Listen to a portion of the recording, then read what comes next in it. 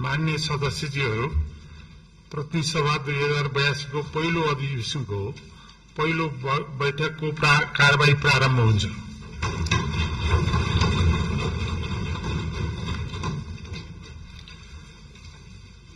मान्य सदस्यहरूको के आपत्ति हो? आज बैठकको प्रारम्भिक दिन हो। हामीले प्रतिनिधि सभा नियमावली पारित गर्न अझै बाँकी छ। त्यसैले यसलाई चाहिँ नि अलिकति आजलाई शान्तपूर्ण कुनै विवाद नभइकन अगाडि चलोस् भन्ने हाम्रो हिजोको छलफल पनि हो। त्यसैले म मान्य सदस्यहरूलाई आग्रह गर्छु बसिदिउँ।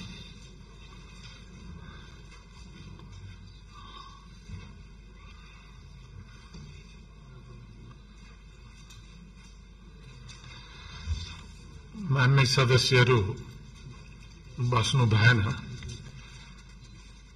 त्यसैले यो आफ्ना विचारको अभिव्यक्तिको थल हो। संसदलाई शून्यतामा लानु पनि एकतिर उपयुक्त होइन भने अर्कोतिर आजको प्रथम दिन कुनै पनि किसिमको विवाद नभइकन प्रक्रियागत रूपले चलोस् भन्ने संसदको धारणा पनि हो। तैपनि मान्य सदस्यजीलाई 2 मिनेटभित्र आफ्नो कुरा अभिव्यक्त गर्नको निम्ति म समय दिन्छु। मान्य गुरु बराल केबाट हो?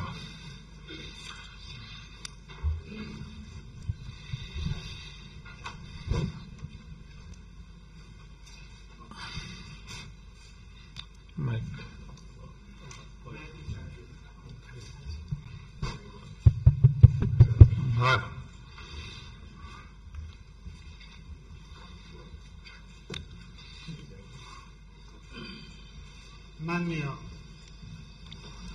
अध्यक्षज्यू, माननीय प्रधानमन्त्री लगायत सबै मन्त्रीज्यूहरू, मान्य सदस्यहरू, आज देशमा संविधानको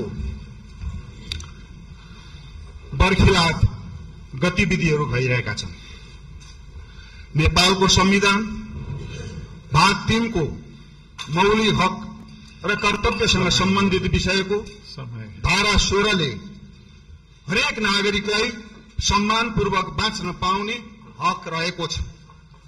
धारा 17 ले नागरिकको स्वतन्त्रताको हक रहेको छ र धारा 18 ले समानताको हक प्रदान गरेको छ। अध्यक्षज्यू,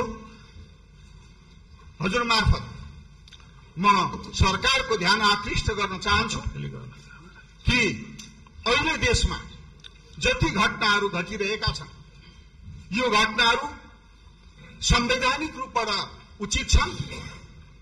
पूर्व प्रधानमन्त्री तथा पार्टीको अध्यक्ष केपी शर्मा ओली तथा पूर्व गृहमन्त्री तथा नेपाली कांग्रेसको नेता रमेश लेखकलाई फौजदारी कार्यविधि 181 र 82 लाई गलत ढंगले प्रयोग गरेर आज बन्दी बनाइएको छ। यो गम्भीर आपत्तिको विषय छ। यो विषयलाई लिएर देशव्यापी विरोध प्रदर्शन भइरहेको छ। काठमाडौँ लगायत विभिन्न ठाउँहरूमा शान्तिपूर्ण प्रदर्शन गर्दा आज सरकारले निर्मम दमन गरेको छ। अहिले यही उपस्थित हुनुभएको माननीय सदस्य द्वय अहिले यहाँ माननीय साजिदा सिद्दिकी त्यस्तै गरी विष्णुमाया विक उहाँहरूलाई गम्भीर घायल बनाइएको छ। म अध्यक्षज्यू मार्फत मान्यलाई एकपल्ट उभिदिन अनुरोध गर्न चाहन्छु। उहाँहरूको घाउ, उहाँहरूको चोट किन लाग्यो, कसले लगायो? म गृहमन्त्रीज्यूलाई यस विषयमा छानबिन गर्न र यो दोषीलाई कारवाही गरी किनारा लगाउन अनुरोध गर्न चाहन्छु। यस्तै गरी पार्टीको नेकपा एमालेको सुर्खेतको पार्टी कार्यालयमा प्रवेश गरेर जिल्ला पार्टीका नेता लगायत दर्जनौंलाई घाइते बनाइएको छ। राजधानीमा पार्टीका केन्द्रीय सदस्य लगायत दर्जनौं आज घाइते हुनुहुन्छ, चोटपटक लागेको छ, टाउकोमा टाका लगाइएको छ, हात भाँचिएको छ।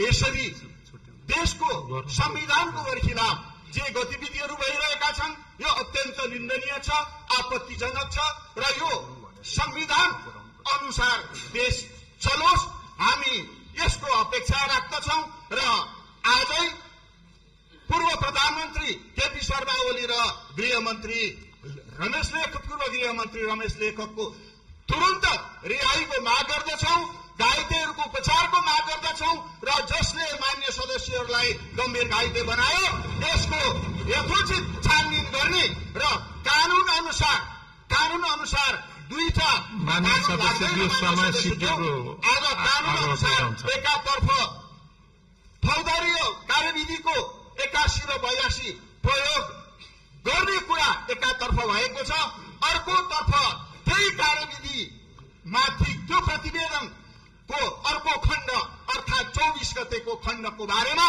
आज कतै कुनै कुरा उल्लेख गरिएको छैन र त्यसको बारेमा छानबिन गर्नुपर्छ भनिएको छ, नयाँ कार्यदल बनाउनुपर्छ भनिएको छ।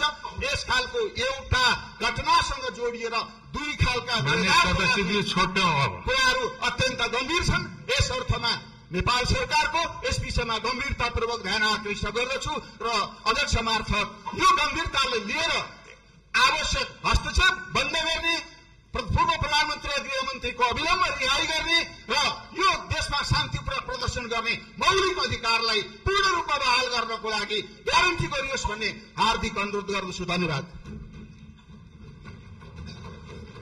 मान्य सदस्यहरू, सम्मान्य राष्ट्रपतिबाट अधिवेशन आह्वान सम्बन्धी पत्र प्राप्त हुन छ।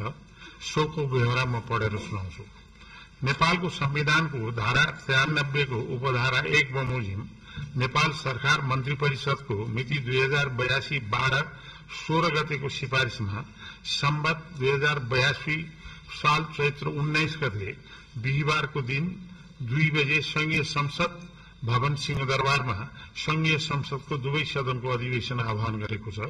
राष्ट्रपति रामचन्द्र पौडेल, मिति 2082 चैत्र 16। मान्य सदस्यहरू, अब राष्ट्र हित, लोकतन्त्र र अग्रगामी परिवर्तनका लागि भएका विभिन्न आन्दोलनका साथै जैन आन्दोलनमा जीवन उत्सर्ग गर्ने ज्ञात अज्ञात सम्पूर्ण शहीदहरूप्रति श्रद्धाञ्जली अर्पण गर्न 1 मिनट उठेर मौन धारणा गरौं।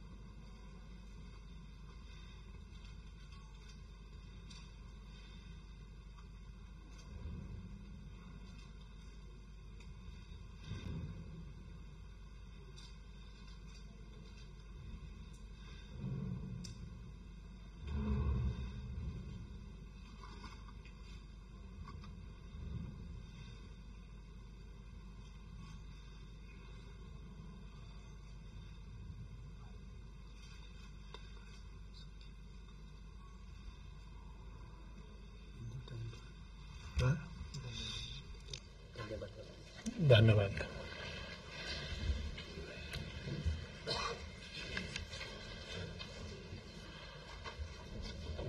मान्य सदस्यहरू, म केही कुरा राख्न चाहन्छु। सर्वप्रथम यस सभाको पहिलो अधिवेशनको पहिलो बैठकमा पाल्नु भएका सम्पूर्ण मान्य सदस्यहरूमा हार्दिक स्वागत गर्दछु।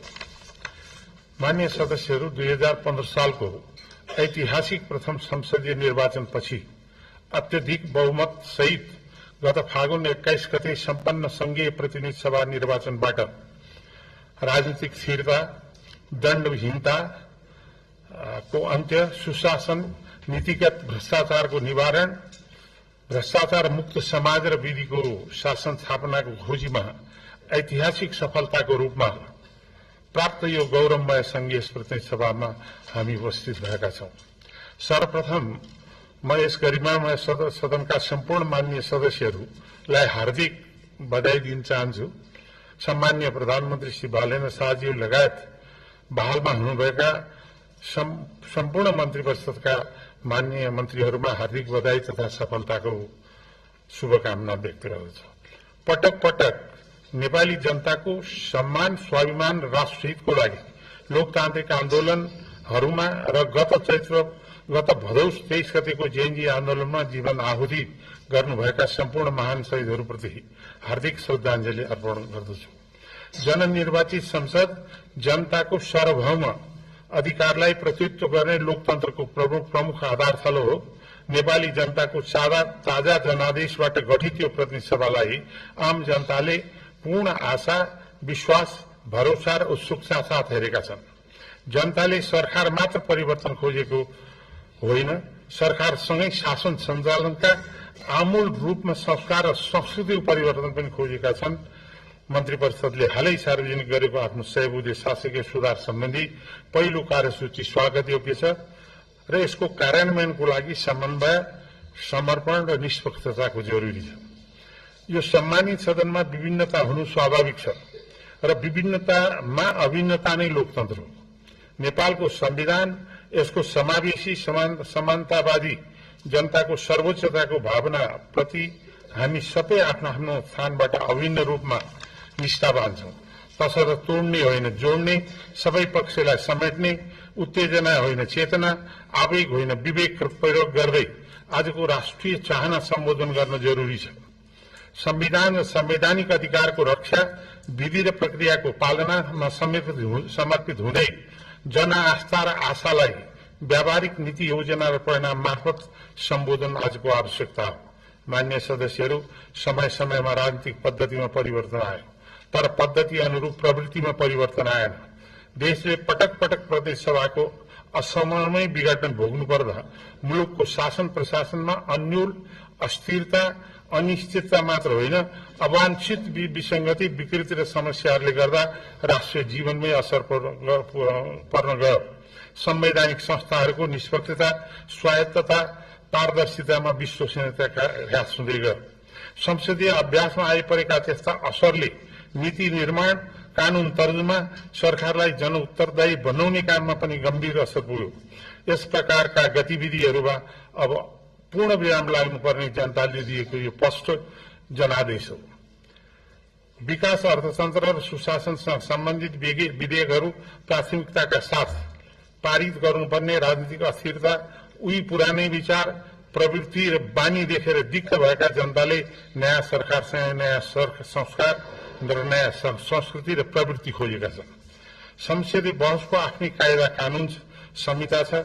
बहसमा प्रस्तुत हुने भाषा, शैली र अभिव्यक्तिले निश्चित मर्यादा र संस्कार र सभ्यताको परिधि खोज्दछ।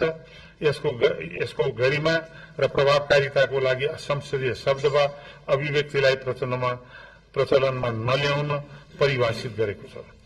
शिष्ट, मर्यादित र जिम्मेवार व्यवहारका साथ मान्य सदस्यहरूबाट यसको अनुपालन गरेर संसदको मर्यादा, प्रभावकारिता र गरिमा बढाउनु हुनेछ भन्ने कुरा मैले पूर्ण विश्वास लिएको छु। वाद, प्रतिवाद र संवाद नै लोकतन्त्रको आत्मा हो। सत्ता पक्ष र प्रतिपक्षको संरचनागत विशिष्टता हो। देशको साझा मामिला र जनसरकारको विषयमा दलीय सहमति र सहकारी हुनुपर्ने कयौं विषय छन्। प्रतिपक्षको विरोधले सरकारलाई सही बाटोमा चल्न रचनात्मक योगदान पुर्याउनुपर्छ। बहुविचारधारा, मौलिकता र निर्णय उन्मुख बहस संसदको स्वाभाविक आकर्षण मानिन्छ।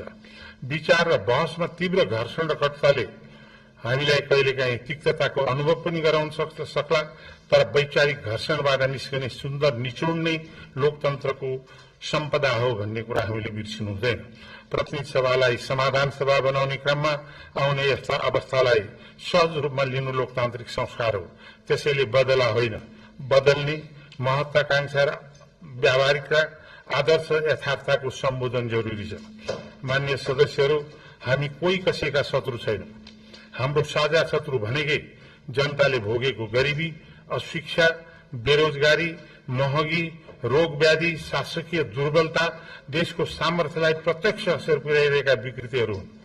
यसबाट मुक्ति र समृद्धि पाउन जनताले यो संसदमाथि ठूलो भरोसा राखेका छन्। निरपेक्ष गरिबी रेखा मुनि का उपेक्षित र सीमान्तकृत समुदायलाई सामाजिक न्याय र सुरक्षाको प्रत्याभूति र आयको सुनिश्चिततातर्फ राष्ट्रको सम्पूर्ण ध्यान केन्द्रित हुनु जरुरी छ। बदलिलो र प्रतिकूल विश्व परिवेशमा जटिलता, द्वन्द्व र अशान्ति उन्मुख हुँदै गएको हाम्रो स्थितिमा हामी नेपाली बीच अझ सम्पूर्ण एकताको आवश्यकता बढेको छ। जुन प्रकारले राजनीतिक दायरा फराकिलो हुँदै आयो त्यसै अनुपातमा आर्थिक विकासको दायरा फराकिलो हुन सकेन। आर्थिक क्षेत्रको संकुचनलाई फराकिलो दायरा दिनु यो सम्मानित सदनको दायित्व हो भन्ने मैले मानेको छु। इमानुएल कान्टले भने जस्तो मान्छेले स्वतन्त्रता तब हासिल गर्छ जब उसले कुनै व्यक्तिको आदेशको पालना नगरी कानूनको मात्र पालना गरे पुग्छ। अहिले वास्तवमा सम्पूर्ण नेपाली समाजले खोजेको यस्तै हो भन्ने मलाई लाग्छ। हाम्रो लोकतन्त्र र संसदको अभ्यन्तर चाहना पनि यही हो। प्रतिनिधि सभाको गठनको ताजा परिस्थितिमा सभामुख लगायत पदाधिकारीहरू नियुक्ति, संसदीय समिति गठन आदि कार्यहरू हुन बाँकी नै छ। आपसी संवाद, समझदारी, सहकार्यबाट यी सबै कामहरू सौहार्दपूर्ण तरिकाले सम्पन्न हुने मैले विश्वास लिएको छु। अन्त्यमा नवगठित सरकार र प्रतिनिधि सभाको पूर्ण सफलता र प्रभावकारितामा पनि कुनै कमी नआउने कुरा मैले विश्वास लिएको छु। धन्यवाद।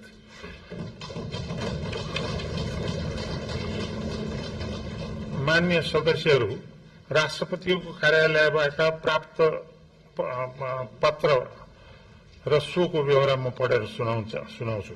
सम्माननीय राष्ट्रपति श्री रामचन्द्र पौडेलजीले नेपालको संविधानको धारा 76 को उपधारा 1 बमोजिम प्रतिनिधि सभाका माननीय सदस्य श्री बालेन्द्र शाहज्यूलाई नेपालको प्रधानमन्त्री पदमा मिति 2082 12-13 गते नियुक्ति गर्नु भएको बेला अनुरोध गर्दछु। महादेव पन्थ सचिव मिति 2082 12-13। सम्माननीय राष्ट्रपति रामचन्द्र पौडेलजीले संविधानको धारा 76 को उपधारा 9 बमोजिम सम्माननीय प्रधानमन्त्री श्री बालेन्द्र शाहज्यूको सिफारिसमा मिति 2082 12-13 गते देहाय बमोजिमको मन्त्री परिषद गठन गरी कार्यविभाजन समेत गर्नुभएको व्यवहार सादर अनुरोध गर्छु। प्रथम 1 नम्बर बालेन्द्र शाह प्रधानमन्त्री रक्षा उद्योग वाणिज्य तथा आपूर्ति। 2 डाक्टर स्वर्णिम वाग्ले मन्त्री अर्थ। 3 सुदन गुरुङ मन्त्री गृह। 4 शिशिर खनाल मन्त्री परराष्ट्र।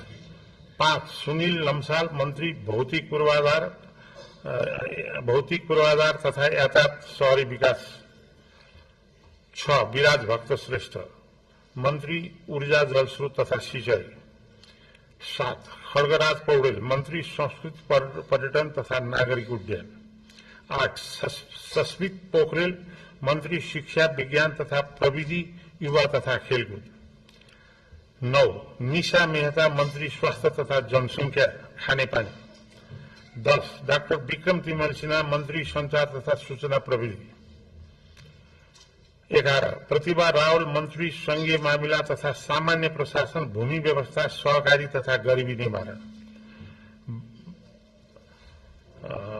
12 शोभिता गौतम मन्त्री कानून न्याय तथा संसदीय मामिला। 13 श्री गीता चौधरी मन्त्री कृषि तथा पशुपक्षी विकास वन तथा वातावरण। 14 श्री दीपक कुमार शाह मन्त्री श्रम रोजगार तथा सामाजिक सुरक्षा। 15 श्री सीताबादी मन्त्री महिला बाल बालिका तथा ज्येष्ठ नागरिक। महादेव पन्थ मिति 2022 12-15।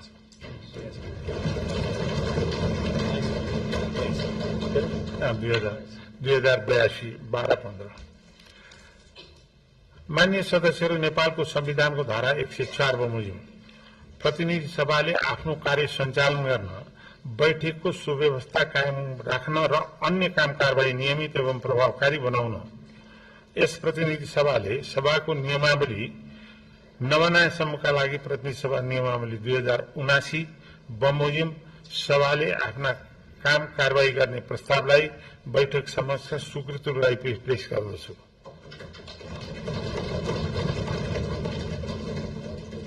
यो प्रस्ताव सर्वसम्मतिबाट पारित भएको हुन्छ भन्न सबैको तालिया छ। यो प्रस्तावको पक्षमा हुने मान्य सदस्यहरूले हुन्छ भन्नुहोला र यसको विपक्षमा हुने मान्य सदस्यहरूले हुन्न भन्नुहोला। यो प्रस्तावको विपक्षमा हुने मान्य सदस्यहरूले यो प्रस्तावको पक्षमा हुने मान्य सदस्यहरूले हुन्छ भन्नुहोला। यो प्रस्तावको विपक्षमा हुने मान्य सदस्यहरूले हुन्न भन्नुहोला। हुन्न भन्ने आवाज सुनिएन, तसर्थ हाललाई प्रतिनिधि सभा नियमावली 2079 बमोजिम सभाको काम कारबाही गर्ने प्रस्ताव सर्वसम्मतिबाट स्वीकृत भएको घोषणा गर्दछु। मान्य सदस्यहरू, प्रतिनिधि सभा नियमावली 2079 को नियम 10 बमोजिम सभामुख तथा उपसभामुखको अनुपस्थितिमा बैठकको अध्यक्षता गर्न निम्नलिखित मान्य सदस्यहरूलाई मनोनयन गरेको ब्यौरा जानकारी गराउँछु। माननीय आरएन राई, माननीय गंगा छन्त्याल, माननीय ताहिर अली भाट, माननीय वासना थापा, माननीय विश्वराज पोखरेल, माननीय यज्ञबहादुर बोगटी, माननीय बलावती शर्मा। मान्य सदस्यहरू, अब यस सभाको पहिलो अधिवेशनको अवसरमा दलीय प्रतिनिधित्वको आधारमा बोल्नको लागि मान्य सदस्यको नाम प्राप्त भएको छ। अब म उहाँहरूलाई समय दिन्छु। सर्वप्रथम मान्य रवि लामिछानेलाई बोल्न समय दिन्छु। उहाँको समय 25 मिनट। उहाँले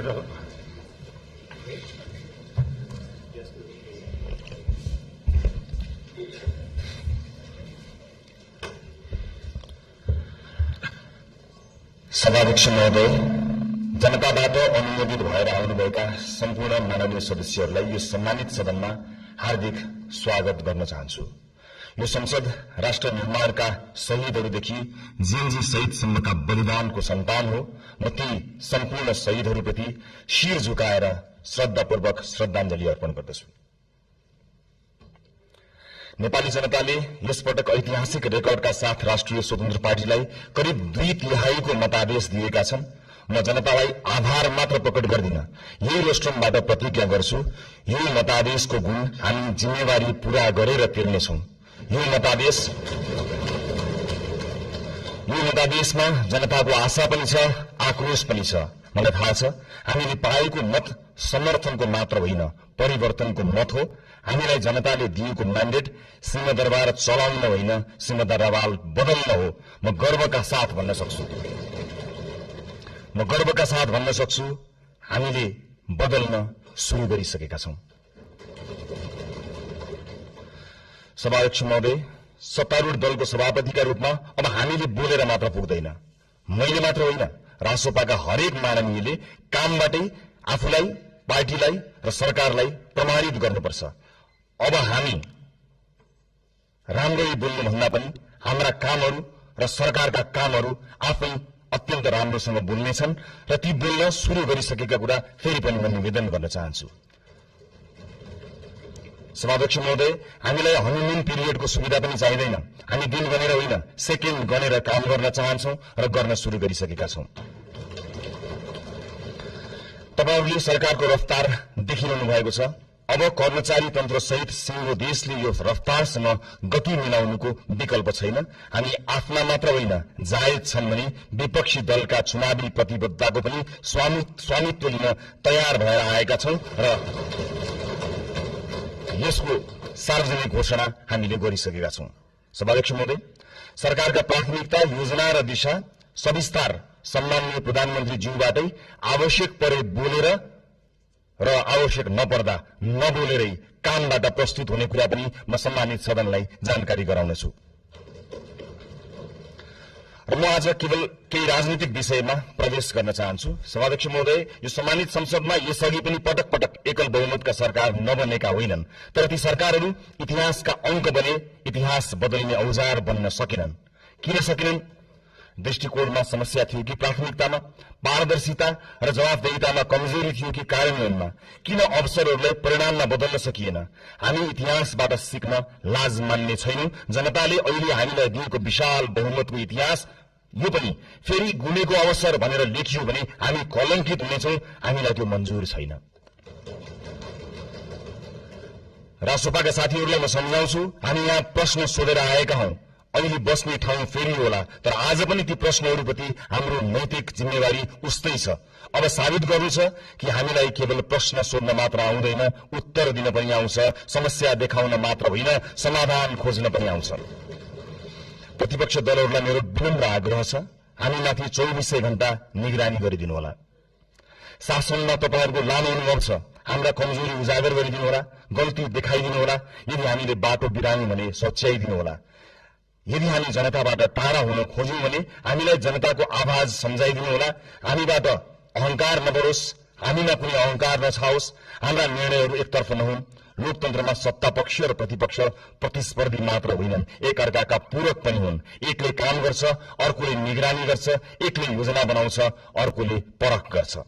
हामी प्रतिपक्षको आवाज कमजोर हुन दिने छैनौं, किनकि प्रतिपक्षको आवाज कमजोर बनाइयो र उपेक्षा गरियो भने लोकतन्त्र कमजोर हुनेछ। यो हामीले अस्ति भर्खरै देखिसकेका छौं।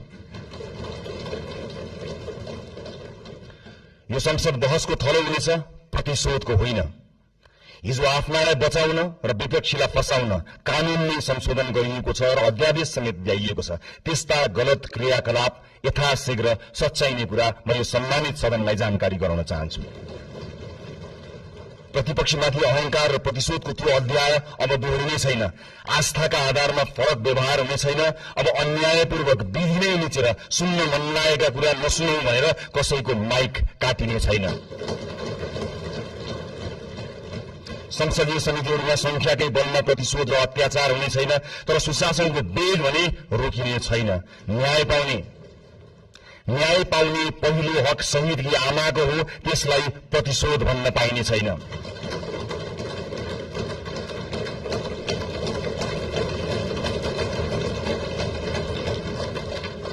यो सरकार जेनजी विद्रोहको पनि सन्तान हो। हिजो संविधान र कानूनको आवरणमा नेता र पार्टीका सिफारिसबाट नियुक्ति लिएकाहरूले स्वैच्छिक रूपमा राजीनामा दिँदै विधिको पालना गर्नमा सहयोग गरिदिनु हुन म अपील गर्न चाहन्छु। सरकार नयाँ नीति, कानून, मापदण्ड र मान्यताका आधारमा स्वच्छ र प्रतिस्पर्धात्मक नियुक्ति प्रक्रिया लागू गर्न चाहन्छ। हिजो नियुक्ति लिएका सार्वजनिक सेवा र निकायका पदाधिकारीहरूले स्वेच्छाले मार्ग प्रशस्त गरिदिनुहुनेछ भन्ने अपेक्षा पनि गर्दछु। सभाध्यक्ष महोदय, छिमेकी राष्ट्र र मित्र राष्ट्रसँगका सम्बन्धलाई सड़कमा लैजाने र सत्ता छाड्न परेपछि विदेशी चलखेल भन्ने गैर जिम्मेवार र सस्तो खेल अब हुने छैन। प्रतिपक्षलाई समेत साथमा लिएर हामी मित्रवत, सहकार्यपूर्ण र पारदर्शी परराष्ट्र नीति तय गर्नेछौं। त्यो रणनीतिक र दीर्घकालीन सोचमा आधारित हुनेछ। व्यापार, लगानी, शिक्षा, पर्यटन र प्रविधि मैत्री हुनेछ। त्यसले पहिला राष्ट्रहित र त्योसँगै अन्तर्राष्ट्रिय सम्बन्धमा विश्वास र स्थायित्व सुनिश्चित गर्नेछ। स्वदेशी र विदेशी लगानीकर्तालाई यही रोस्टरबाट मेरो अपील छ, अब नेपाल लगानीका लागि पूर्ण सुरक्षित छ, किनकि राजनीतिक स्थिरता, कानूनी सुरक्षा र पारदर्शी प्रशासनको हामी ग्यारेन्टी गर्छौं। प्राकृतिक स्रोत र युवा जनशक्तिको यो देशमा अभाव छैन। म गैर आवासीय नेपाली दाजुभाइ दिदीबहिनीहरूलाई अपील गर्छु, नेपालमा केही गरौं। तपाई नेपालको आर्थिक विकासमा जोडिनुहोस्। हामी एक पटकको नेपाली, सबैको नेपालीको बाचा पूरा गरेरै छाड्छौं। नेपालको विकाससँग तपाईको पुँजी, सिप, अनुशासन र आत्मविश्वासलाई जोड्न जे गर्नुपर्छ हामी त्यही गर्छौं, जसरी पनि गर्छौं। तपाईहरुको लगानी सुनिश्चित बनाउनेछौं, तपाईहरुको सम्मान सुनिश्चित गर्नेछौं। देशभित्र म निजी क्षेत्रलाई पूर्ण आश्वस्त पार्न चाहन्छु, बिचौलिया र माफियाहरूले बिगारेको व्यावसायिक वातावरण हामीले सुधार गर्न शुरू गरिसकेका छौं। नीतिहरू अब बजारमा बेचिने छैनन्, निर्णयहरू कसैको दबावमा बन्ने छैनन्। व्यावसायिक क्षेत्रमा तपाईहरूले अनुभव गरेको असुरक्षा, अनिश्चितता र दबाव सधैँका लागि समाप्त हुनेछ। बिचौलिया र माफियागिरी अब रहने छैनन्। समान अवसर, पारदर्शिता, निष्पक्षता र व्यावसायिक स्वतन्त्रताको जिम्मा हामी लिन्छौं, सरकारले लिन्छ। म एउटा प्रसंग यहाँ प्रस्तुत गर्न चाहन्छु। सभामुख महोदय, मेरा मित्र माननीय खगेन्द्र सुनवार निर्वाचित भएर यहाँ आउनुभएको छ। चुनावी दौडका सिलसिलामा उहाँका विषयमा विवाद आउँदा थाहा छैन उहाँले गल्ती गर्नुभयो गर्नु भएन, तर उहाँले माफी माग्नुभयो। यति छिटै माफी माग्नुभयो। भन्नुभयो मबाट त्यस्तो गल्ती भयो जस्तो मलाई लाग्दैन, तर गल्ती भएको रहेछ भनेर माफी माग्नुभयो। म आज यो सिङ्गो सदनबाट सिङ्गो देशलाई भन्न चाहन्छु, गल्ती गरेको हो कि होइन भन्दा अन्यल हुँदा खगेन्द्र सुनारले माफी मागे। खगेन्द्र सुनारहरूमाथि युगौं युगसम्म गरिएको अन्यायको लागि हामीले माफी माग्यौं।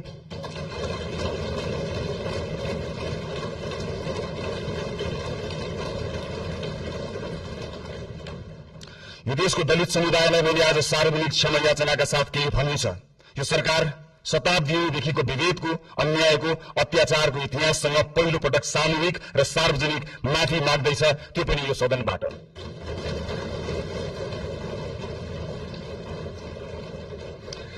आजसम्मको विभेद सामाजिक गल्ती थिएन, संगठित अपराध थियो। यो देश किन बनेन थाहा छ? किनकि जसका हातमा सिप थियो तिनलाई हामीले अछुत मान्यौं। अब कुनै पनि नेपाली जातका नाममा झुक्नु पर्ने छैन। म सिङ्गो पार्टी, सम्माननीय प्रधानमन्त्रीज्यू, सरकारको तर्फबाट पनि माफी माग्छौं र यो माफीको मूल्य अब न्यायले गर्नेछ भन्ने कुरा पनि सुनिश्चित गर्न चाहन्छु। यो विषयबाट मैले आमा र दिदीबहिनीहरूलाई पनि केही भन्नु छ।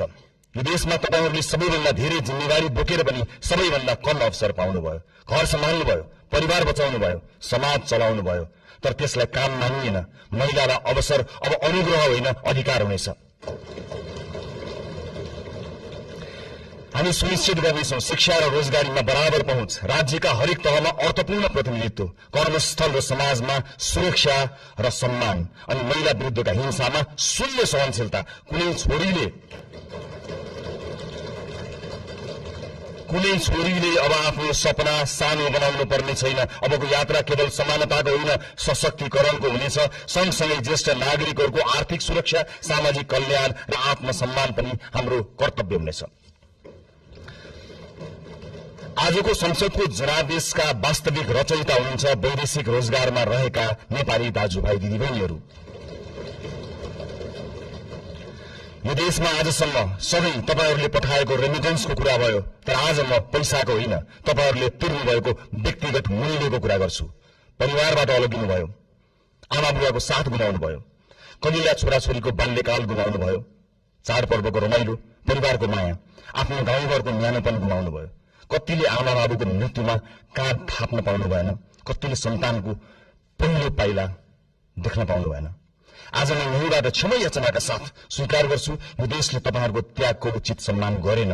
अब तपाईहरूको पीडा केवल कथा बन्ने छैन, नीति बन्नेछ, राज्यको प्राथमिकता बन्नेछ।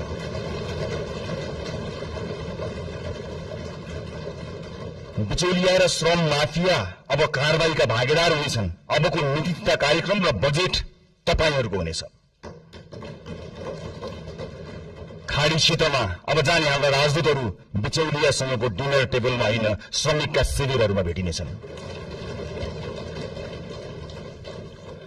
मैले युवा साथीहरूलाई विशेष अपील गर्नु छ, यो परिवर्तन पनि तपाईहरूको हो, यो सरकार पनि तपाईहरूको हो, यो संसद पनि तपाईहरूको संघर्ष, तपाईहरूको आवाज र तपाईहरूको विश्वासको परिणाम हो यो संसद। तपाईहरूलाई दक्ष र आत्मनिर्भर बनाउन, रोजगारी र उद्यमशीलतासँग जोड्न, नवप्रवर्तन र नेतृत्वका अवसरहरू पैदा गर्न सरकार प्रतिबद्ध छ।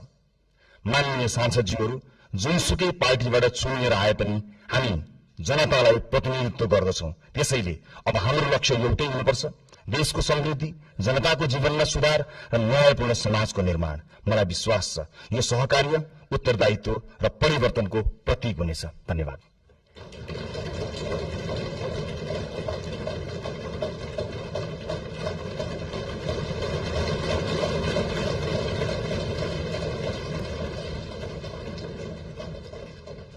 मान्य भीष्मराज आङदम्बे, समय 10 मिनट।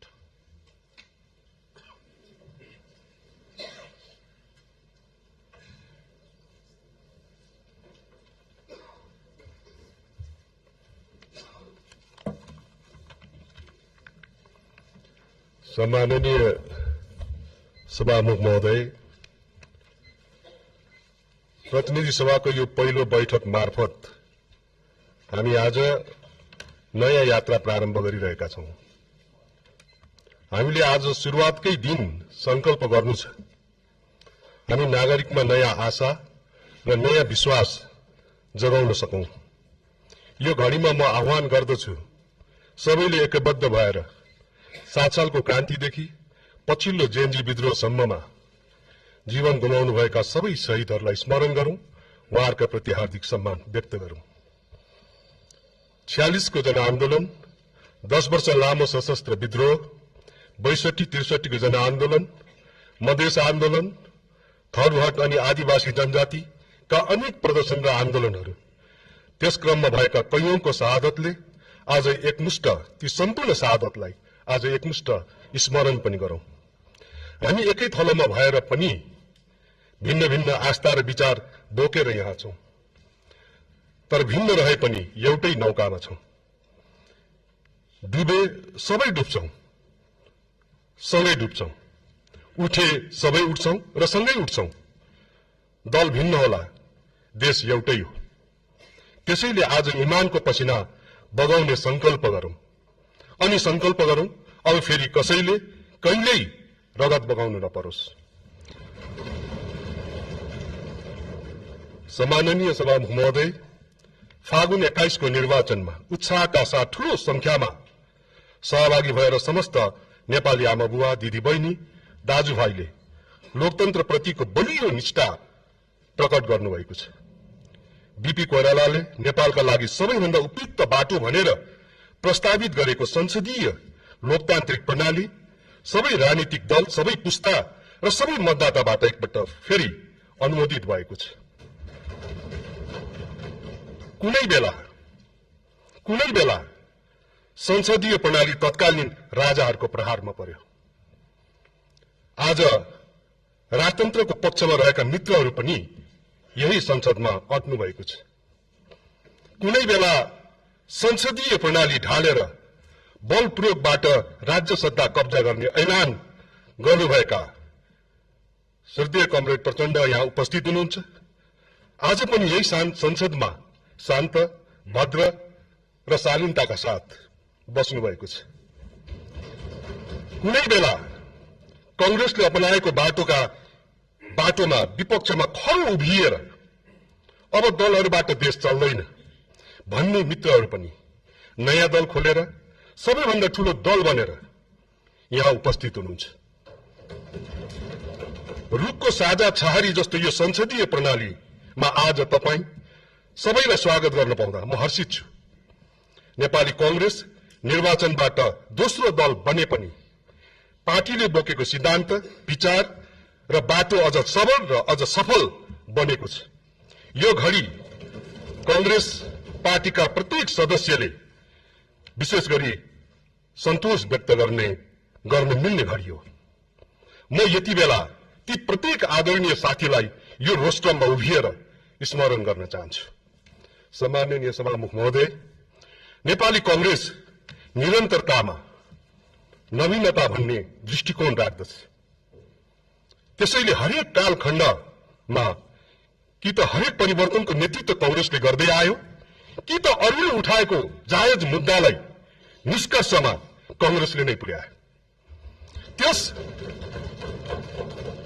त्यस हिसाबले कांग्रेस जेएनजी विद्रोहले उठाएको मुद्दालाई पनि निष्कर्षमा पुर्याउन प्रतिबद्ध छ।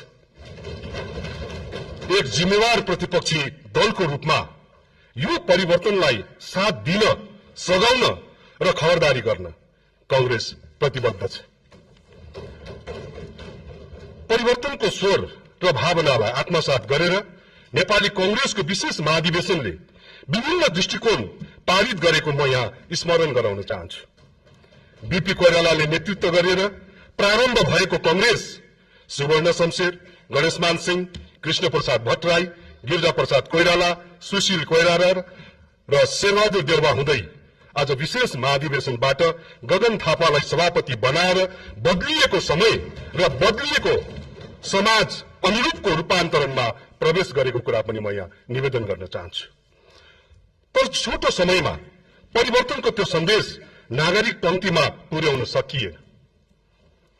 तर आगामी दिनमा आफूभित्र, आफ्नो दलभित्र, सबै दलहरूभित्र र समग्र राजनीतिको शैली र व्यवहारलाई देशमा भएको परिवर्तन अनुरूप रूपान्तरण गरेर अघि बढ्नुपर्छ भन्नेमा प्रमुख प्रतिपक्षी दलको रूपमा हामी प्रष्ट छौं। अत यो घडी पहिलो दलका रूपमा निर्वाचित राष्ट्रिय स्वतन्त्र पार्टी र यसको नेतृत्व नयाँ प्रधानमन्त्री बालेन्द्र शाह र नयाँ सरकारलाई बधाई ज्ञापन गर्दै कार्यकाल सफलताको लागि म नेपाली कांग्रेस पार्टी र मेरो व्यक्तिगत तर्फबाट पनि धेरै धेरै शुभकामना दिन चाहन्छु। फागुन 21 मा सम्पन्न निर्वाचनबाट निर्वाचित सबै दलका माननीय सदस्यज्यूहरूलाई पनि म यो घडीमा हृदयबाट हार्दिक बधाई ज्ञापन गर्न चाहन्छु। सभामुख महोदय, यो संसदले एक ढिक्का रहेर गर्नुपर्ने एउटा प्रधान काम भनेको नागरिक पंक्तिमा आशा र विश्वासलाई निरन्तर जगाउने र निरन्तर जोगाउने पनि हो। बितेको 35 वर्षमा देशमा केही पनि भएन भन्ने निराशाको भाष्य जनजनमा पुगेको छ, पुर्याइएको छ। यसलाई हामीले चिर्नु सक्नुपर्छ। बितेको 35 वर्षको अवधिलाई यसो फर्केर हेरौं त 10 वर्ष लामो सशस्त्र द्वन्द्व यही अवधिमा भयो। हजारौंको मृत्यु भयो, अरबौंको ध्वंस भयो। राजाले निर्वाचित सरकार भंग गरेर यही अवधिमा निरंकुश सत्ता चलाए। यही अवधिमा देशले दुई पटक भूकम्पको सामना गर्नु पर्यो। हजारौंको मृत्यु भयो अनि अरबौंको क्षति भयो। यही अवधिमा विश्वव्यापी कोरोना महामारीबाट हाम्रो देश पनि ग्रस्त भयो। त्यसले हाम्रो हजारौं आफन्तको मृत्यु भयो अनि मुलुकको अर्थतन्त्र पनि जोखिममा पुग्यो। यस्तो अनेक प्रतिकूलता र अनेक संकटका बीच पनि देशमा प्रगतिका केही काम भएका छन्। सभामुख महोदय, म मेरै गाउँका र तपाईहरु सबैको गाउँका आदरणीय आमा बुबा, दिदी बहिनी, दाजुभाइहरूलाई यहीबाट आग्रह गर्न चाहन्छु। यही रोस्टमबाट म विनम्रतापूर्वक आग्रह गर्न चाहन्छु। यसो सोच्नुस् त, गाउँमा आएको बाटो 46 सालको परिवर्तनपछि आएको हो कि होइन? टुकी र दियालोमा बाँच्न अभिशप्त जिन्दगी पछिल्लो चोटि आज बलेको, घर घरमा बलेको बिजुली यही अवधिमा जोडिएको होइन र? हिजो भन्दा आज धेरै गाउँका धेरैका आँगनमा पुगेको खानेपानीको सुविधा यही अवधिमा निर्माण गरिएका परियोजना र जोडिएका धाराबाट आएको होइन र? गाउँमा दुःख सुख खुलेका स्वास्थ्य चौकी अनि बीमाको नीति के यही अवधिमा सुरु भएको होइन र? अनि म सोध्न चाहन्छु दुर्गम गाउँको पनि हातमा पुगेको संचार सुविधा यो देशमा केही पनि नभएको उदाहरण हो कि केही सुरुवात भएको नमुना हो? म सोध्न चाहन्छु बैंक, वित्तीय संस्थाहरू, एयरलाइन्सहरू, संचार माध्यमहरू लगायतका निजी क्षेत्रको यत्रो विस्तार के यही अवधिमा देशले गरेको एउटा प्रगति होइन र? हो, योभन्दा बढी हुन सक्दथ्यो, हुनु पर्दथ्यो।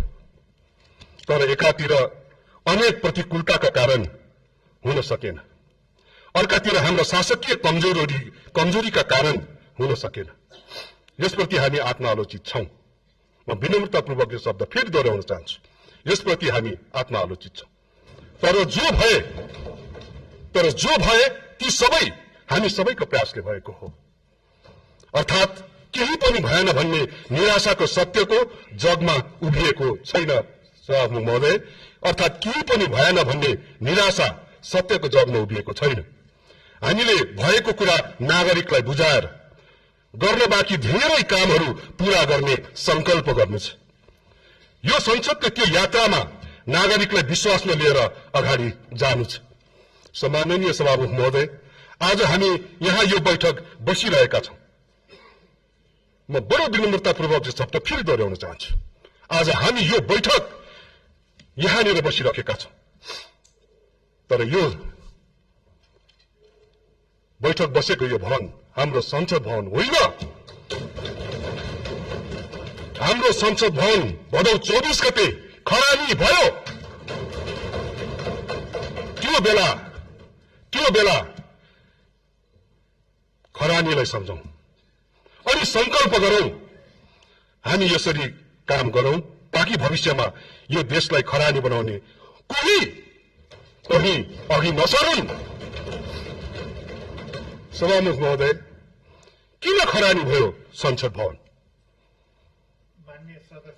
किन जल्यो सिंहदरबार? हस् हजुर, किन जल्यो सिंहदरबार? किन ध्वस्त बनाइए अनेकौं भौतिक संरचना? म सभामुख महोदय मार्फत सरकारलाई ध्यान आकर्षण गराउन चाहन्छु। भदौ 23 र 24 दुई दिनका घटनालाई एक एक केलाउन जरुरी छ। कसैले 23 गतेको घटना देख्ने, कसैले 23 गतेको घटना देख्ने 24 को नदेख्ने, कसैले 24 को ध्वंस देख्ने, कसैले 24 को ध्वंस देख्ने 23 को दमन नदेख्ने। यो प्रवृत्ति एकदम गलत छ। हुँदा सरकारले बनाएको जाँच आयोगले सम्म 23 गतेको घटनाको अनुसन्धान गर्यो, कारबाहीको सिफारिस गर्यो, तर 24 को घटनाको अनुसन्धान भ्याइएन भनेर भन्यो। यो कस्तो तरिका हो? पटक पटक समय थप्ने तर समय पुगेन भन्ने यो कर्म जाँच आयोगमा रहेका व्यक्तिहरूबाट नियन्त्रण भएको होइन भनेर भन्न मिल्ने देखिन्न। नयाँ प्रधानमन्त्रीजीलाई श्रद्धेय सभामुखजी मार्फत म ध्यान आकर्षण गराउन चाहन्छु। जाँच आयोगको प्रतिवेदन स्वयं सरकारले सार्वजनिक गर्ने कि सरकारले पनि गोर्खापत्र पढ्ने? प्रधानमन्त्रीज्यू, म आग्रह गर्न चाहन्छु सरकारले सूचबुझपूर्ण ढंगबाट कानून र प्रक्रियाको मर्यादा राखेर आफूलाई प्रस्तुत गरोस्।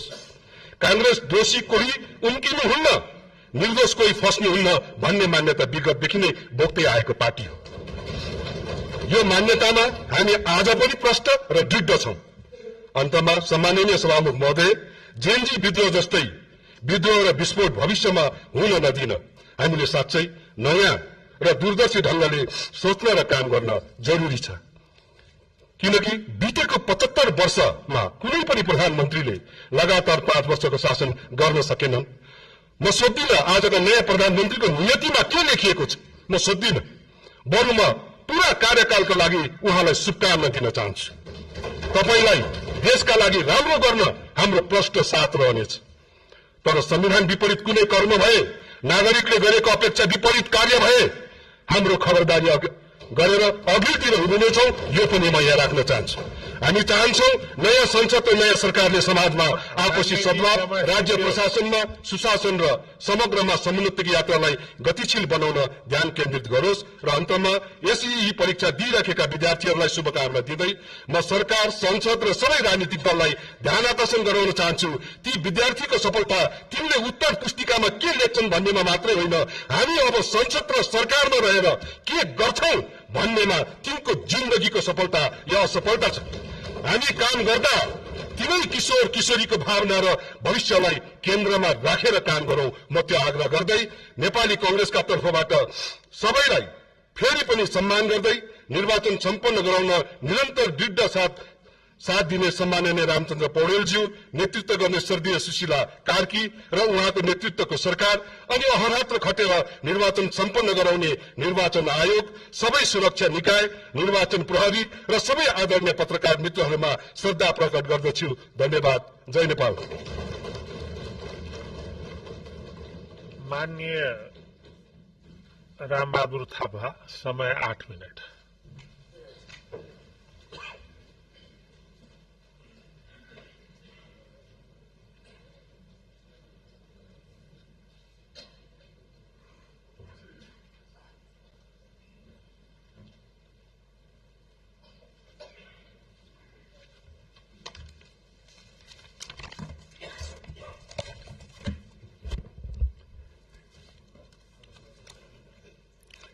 सम्मान्य सभामुख महोदय, सर्वप्रथम म राष्ट्रिय स्वाधीनता लोकतन्त्र, गणतन्त्र, संघीयता, शान्ति र समृद्धिका लागि आफ्नो अमूल्य जीवनको आहुति दिने भाद्र 23 र 24 लगायत सम्पूर्ण ज्ञात अज्ञात शहीदहरूप्रति हार्दिक श्रद्धाञ्जली अर्पण गर्दछु।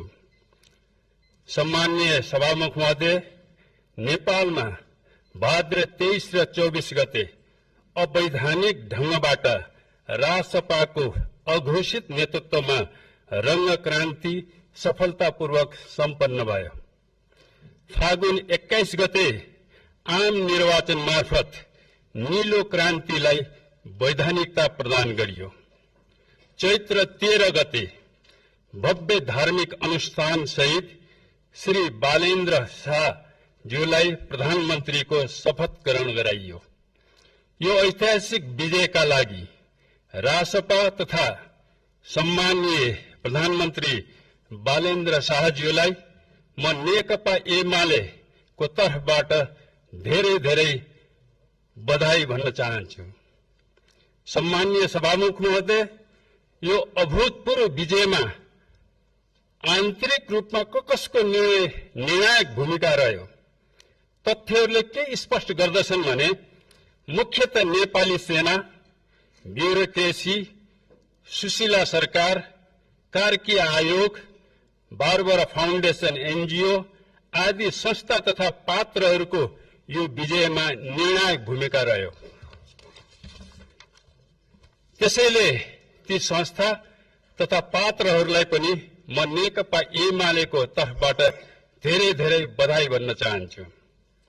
सम्माननीय सभामुख महोदय, यो जादुमय विजयका लागि बाह्य दृष्टिले कसले निर्णायक भूमिका निर्वाह गरे? असंख्य तथ्यहरूले के स्पष्ट गर्दछन् भने अदृश्य शक्तिहरू, टीओबी, एआई, अल्गोरिदम, गोएबल्सहरू जसले राष्ट्रियता, लोकतन्त्र, गणतन्त्र, संघीयता, शान्ति र समृद्धिका नायकहरूलाई खुकार खलनायक र हत्याराको रूपमा स्थापित गरे, जसले देश जलाउने र आफ्नो राष्ट्रिय पहिचान मेटाउने खलपात्रहरूलाई महानायक बनाए, ती संस्था र पात्रहरूले नै बाह्य रूपमा यो जादुमय निर्णायक भूमिका खेले। त्यसैले यस ऐतिहासिक क्षणमा म ती सबै पात्रहरूलाई पनि नेकपा एमालेको तर्फबाट धेरै धेरै बधाई भन्न चाहन्छु। सम्माननीय सभामुख महोदय, यो चमत्कारिक विजयले के असाधारण प्रश्नहरू जन्माएको छ।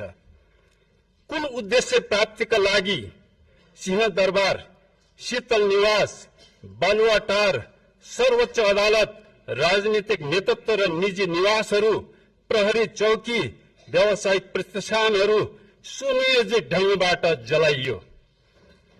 कुन उद्देश्य प्राप्तिका लागि कसले ती अबोध विद्यार्थीहरूलाई निषेधित क्षेत्र तोड्न उक्साइयो?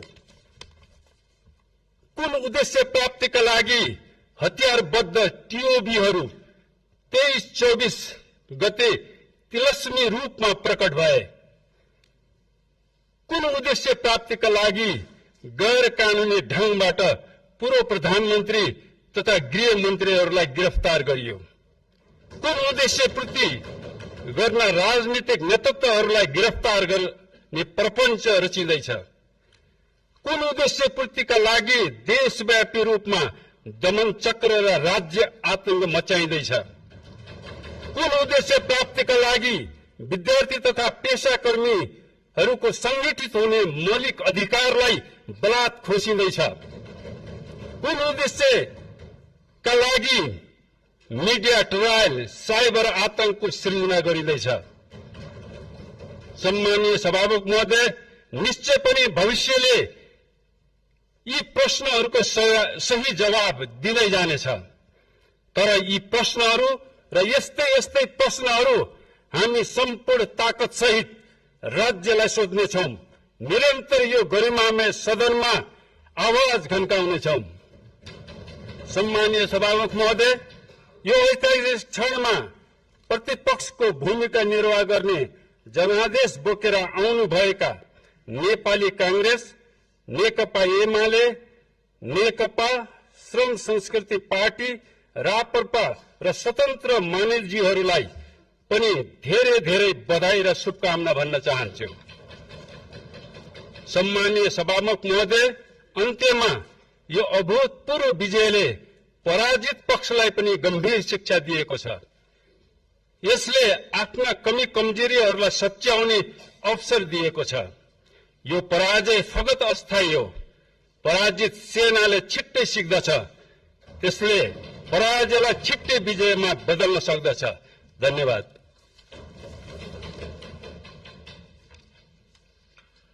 माननीय सदस्य वर्षामान पुन, समय 7 मिनट।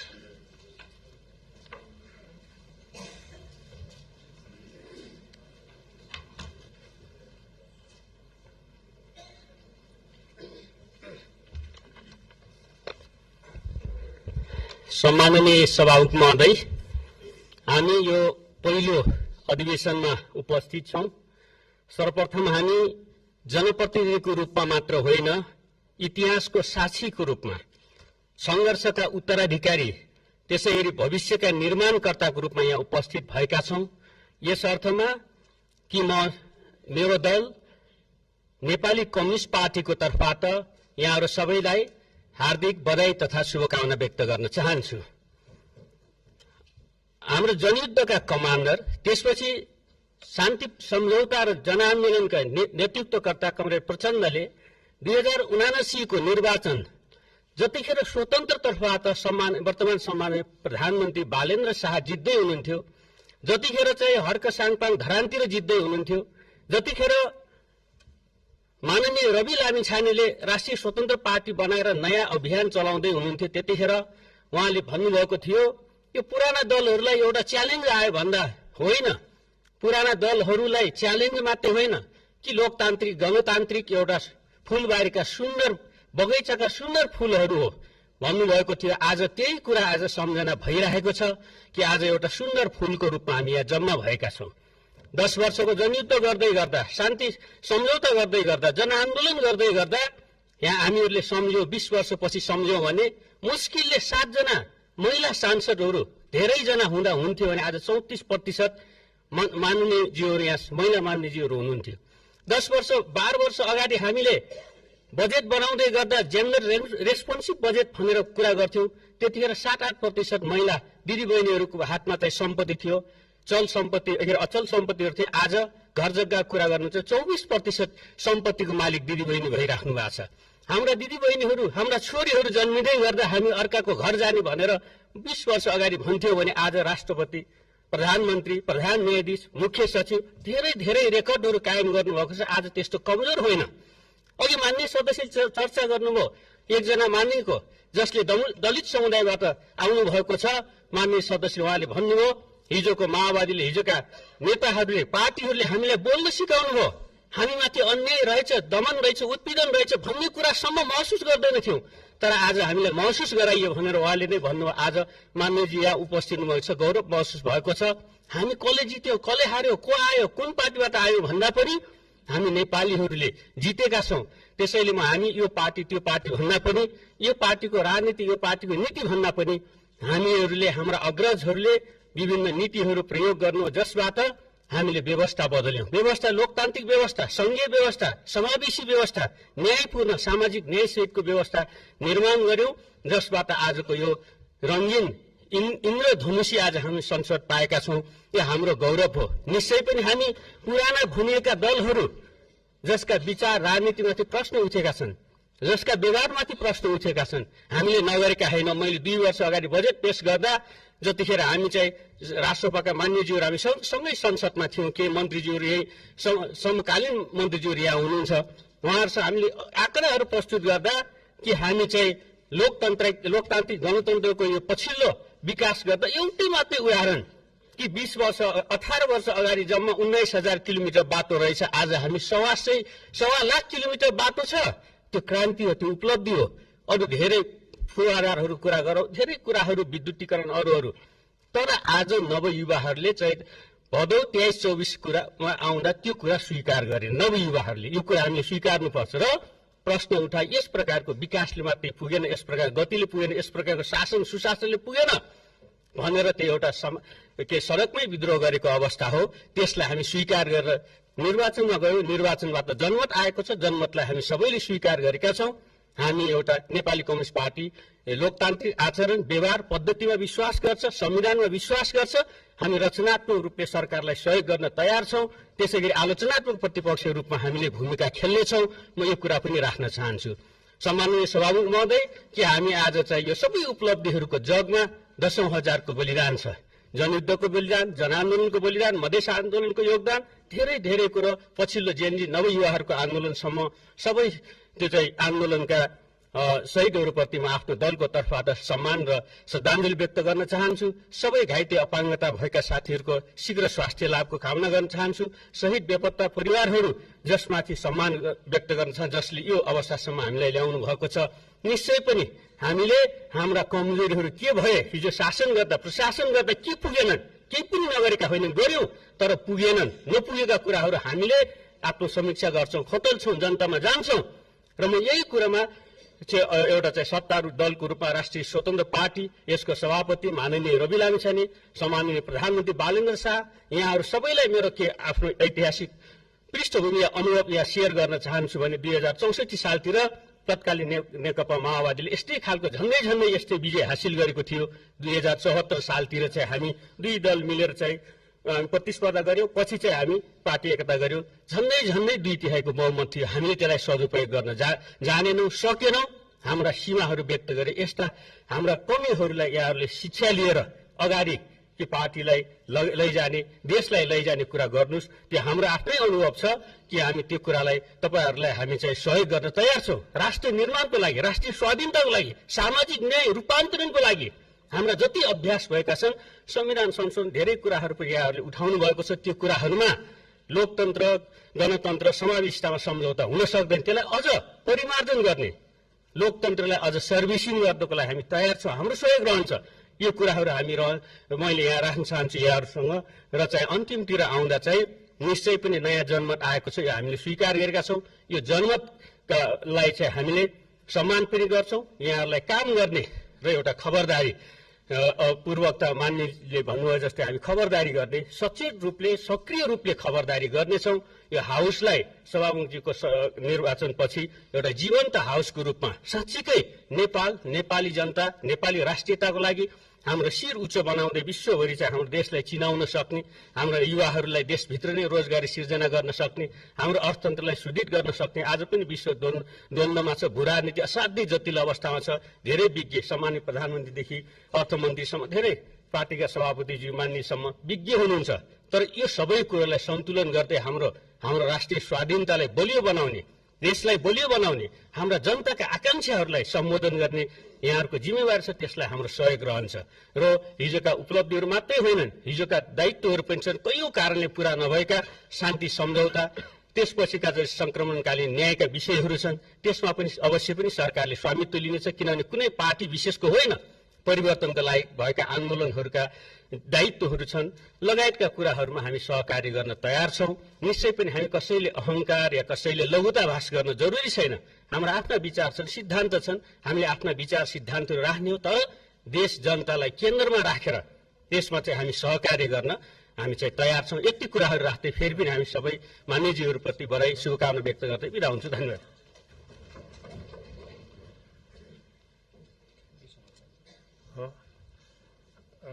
माननीय हर्कराज राई, समय 7 मिनट।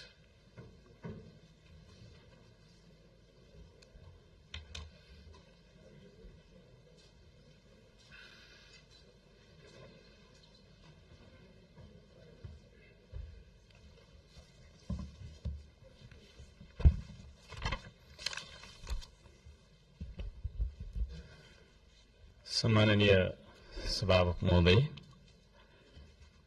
सर्वप्रथम त म सबैजनालाई हार्दिक शुभकामना र बधाई ज्ञापन गर्न चाहन्छु। आफ्नो मनको विचार राख्नुभन्दा पनि म जनताले हामीलाई के का लागि यहाँ पठाएका छन् भन्ने बारेमा बोधागत रूपमा जनताका मागहरू वाचन गरेर सुनाउन चाहन्छु। तर त्योभन्दा पहिला चाहिँ हामीले पक्कै पनि देश बनाउनका लागि, देश परिवर्तन गर्नका लागि भनेर आएका छौँ। सबैभन्दा पहिला आफूले आफैलाई परिवर्तन गर्नुपर्छ भन्छु म। अघिल्लो शपथ ग्रहणको दिन पनि हामी 12 मिनेट 46 सेकेन्ड ढिलो थियौं भने आज 16 मिनेट 55 सेकेन्ड हामी ढिलो भएका छौं। जनताले हामीलाई यसरी ढिलो गर भनेर यहाँ पठाएको हो जस्तो मलाई लाग्दैन। त्यसो भएको कारणले प्रत्येक मिनेटको महत्व यो सदनले बुझोस्, सरकारले बुझोस्, हामी सबैले बुझौं।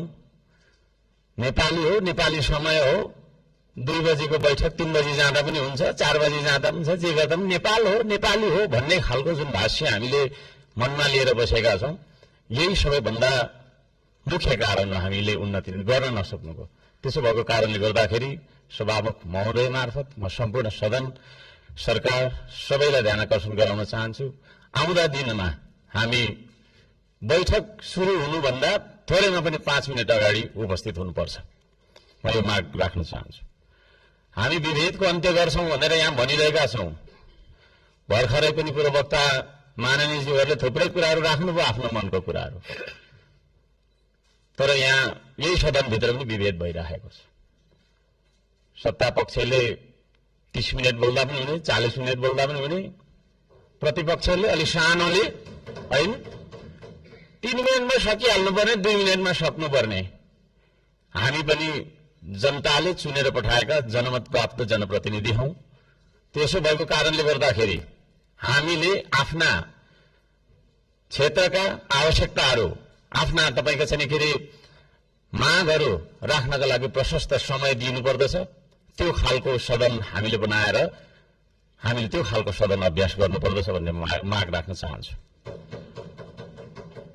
म आफ्नो मनको कथा म यहाँ गाउन चाहन्न। अब मेरो आफ्नो मन्तव्य राख्नुभन्दा पनि सरकारले कसो गर्नुपर्ने हो त? हिजो इतिहासमा हामीले के गर्यौं, कसले के गर्यो, कुन नेताले के गर्यो, कतिको तपाईको हामी संघर्ष गर्यौं, के गर्यौं भनेर भनिरहन आवश्यक छ जस्तो मलाई लाग्दैन।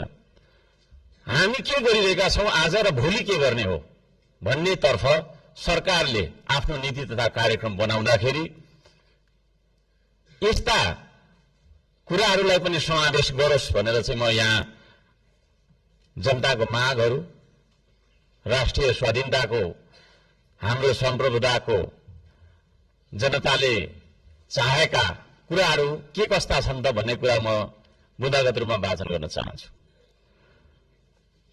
पृथ्वी रहन्जेलसम्म यो देश रहिरहनु पर्छ, हाम्रो देशको चन्द्र सूर्य अंकित झण्डा रहिरहनु पर्छ। त्यो मान्यता हामी राख्दछौं, श्रम संस्कृति पार्टीले त्यो मान्यता राख्दछ। त्यसो भएको कारणले गर्दाखेरि देशको स्वाधीनता, भू राजनैतिक 26 गतेको घटना घटाउने साथै 24 गते सिंहदरबार, संसद भवन, सर्वोच्च अदालत जस्ता सरकारी भवनहरू जलाउने कृत्य गर्ने मान्छेहरूलाई पनि तपाईको चाहिँ के रे कारबाहीमा ल्याउनका लागि उच्च स्तरीय छानबिन समिति आयोग गठन गर्नका लागि हामी माग गर्दछौं। 5 नम्बर, सम्पत्ति छानबिन तथा शुद्धिकरण अभियान सुरु गर्नुपर्दछ। सबैभन्दा पहिला अहिले सरकारमा रहेका मन्त्री परिषदका सम्पूर्ण मन्त्रीहरू, सांसदहरू, हामी सबैजना सबैको तपाईको चाहिँ के रे हाम्रो सम्पत्ति छानबिन हुनुपर्दछ।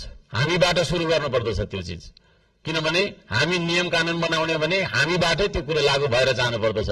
हामीले बनाएको नियम कानूनले अरूलाई मात्रै ठेङ्ग्रोमा कस्ने खालको व्यवहार हामीले गर्नु हुँदैन भन्ने माग राख्दछु। शिक्षालाई जीवनोपयोगी बनाउनु पर्दछ। उत्पादन, निर्माण र आविष्कारसँग जोड्नु पर्दछ शिक्षालाई।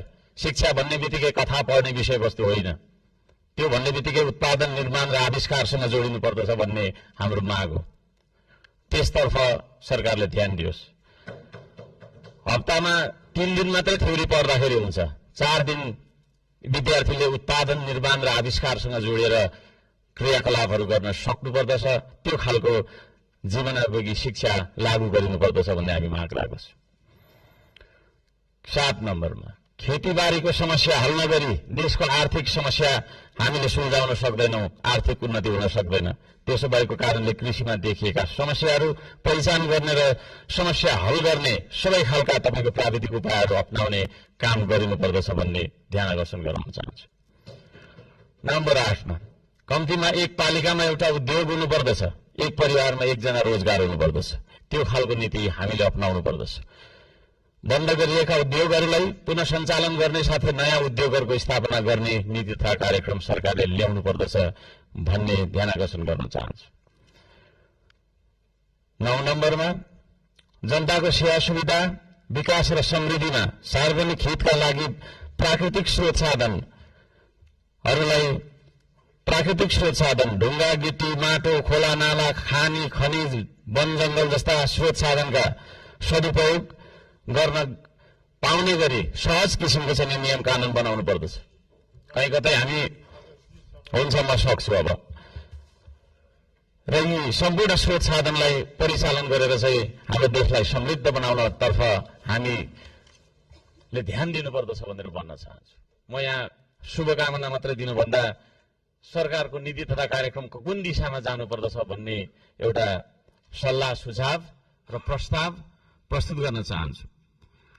प्राकृतिक संरक्षण गर्नुपर्दछ, संस्कृतिको प्रवर्धन गर्ने र प्रकृतिको विकास गर्ने नीति सरकारले लियोस्।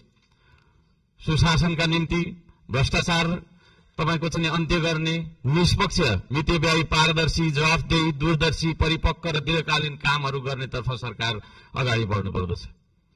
देशभरि शान्ति सुव्यवस्था कायम गर्नका लागि आवश्यक उपायहरू अपनाउन जरुरी छ।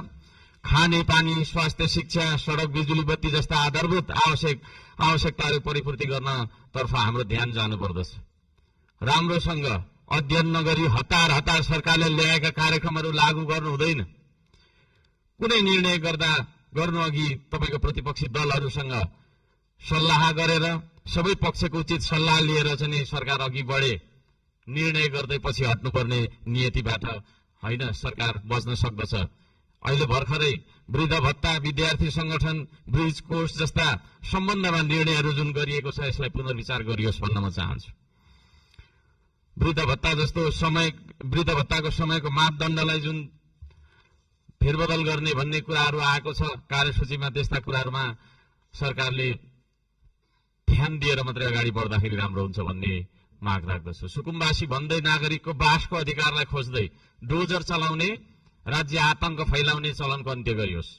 त्यो भन्न चाहन्छु। जनताको घर टहरा भत्काउनु हुँदैन, विस्थापन होइन व्यवस्थापनको नीति सरकारले लागू गरेर अगाडि बढ्दाखेरि सबैले राम्रो हुनेछ। दशकौंदेखि बस्दै आएका भूमिहीन सुकुम्बासीहरूको स्वामित्व दिने गरी लाल पूर्जाको व्यवस्था गरोस् भनेर पनि म भन्न चाहन्छु। किसान मजदूर सुकुम्बासीका समस्या पहिचान गरी समाधानको पहल गर्ने, धनीको मात्रै होइन गरिबको पनि हो यो देश भन्ने खालको आभास हामीलाई हुनुपर्दछ र जनतालाई पनि त्यो आभास भएको हुनुपर्दछ। त्यसतर्फ सरकारले काम गरोस् भन्ने म अनुरोध गर्न चाहन्छु। उपत्यका बाहिर पनि नेपाल छ भन्ने कुरा हामीले व्यवहारबाट जनाउनुपर्छ।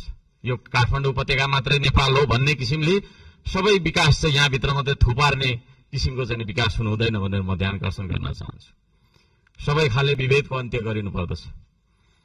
भूपू गोर्खा सैनिकहरूको समान पेन्सनका लागि नेपाल सरकारले आवश्यक सबै खालका पहलहरू गरोस्। नेपाल सरकारले गरेको सन्धि मार्फत चाहिँ गएका भूपू गोर्खाहरूलाई नागरिकता कायम राखेर चाहिँ उहाँहरूलाई एउटा नागरिकको दर्जामा राख्ने नियम, त्यो खालको चाहिँ नीति हामीले अवलम्बन गर्नुपर्दछ भनेर ध्यान आकर्षण गराउन चाहन्छु। समयको पाबन्दीले गर्दाखेरि मैले यी कुराहरू सबै कुरा वाचन गर्न चाहिनँ। माननीय सभामुख महोदयले 2-3 चोटि भनिसक्नु भएको छ र यो म पत्र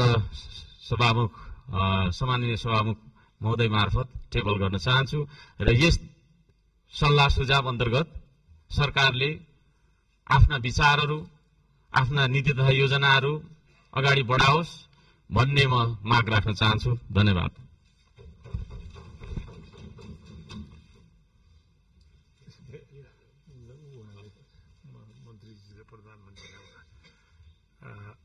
माननीय ज्ञानबहादुर शाही, समय 7 मिनट।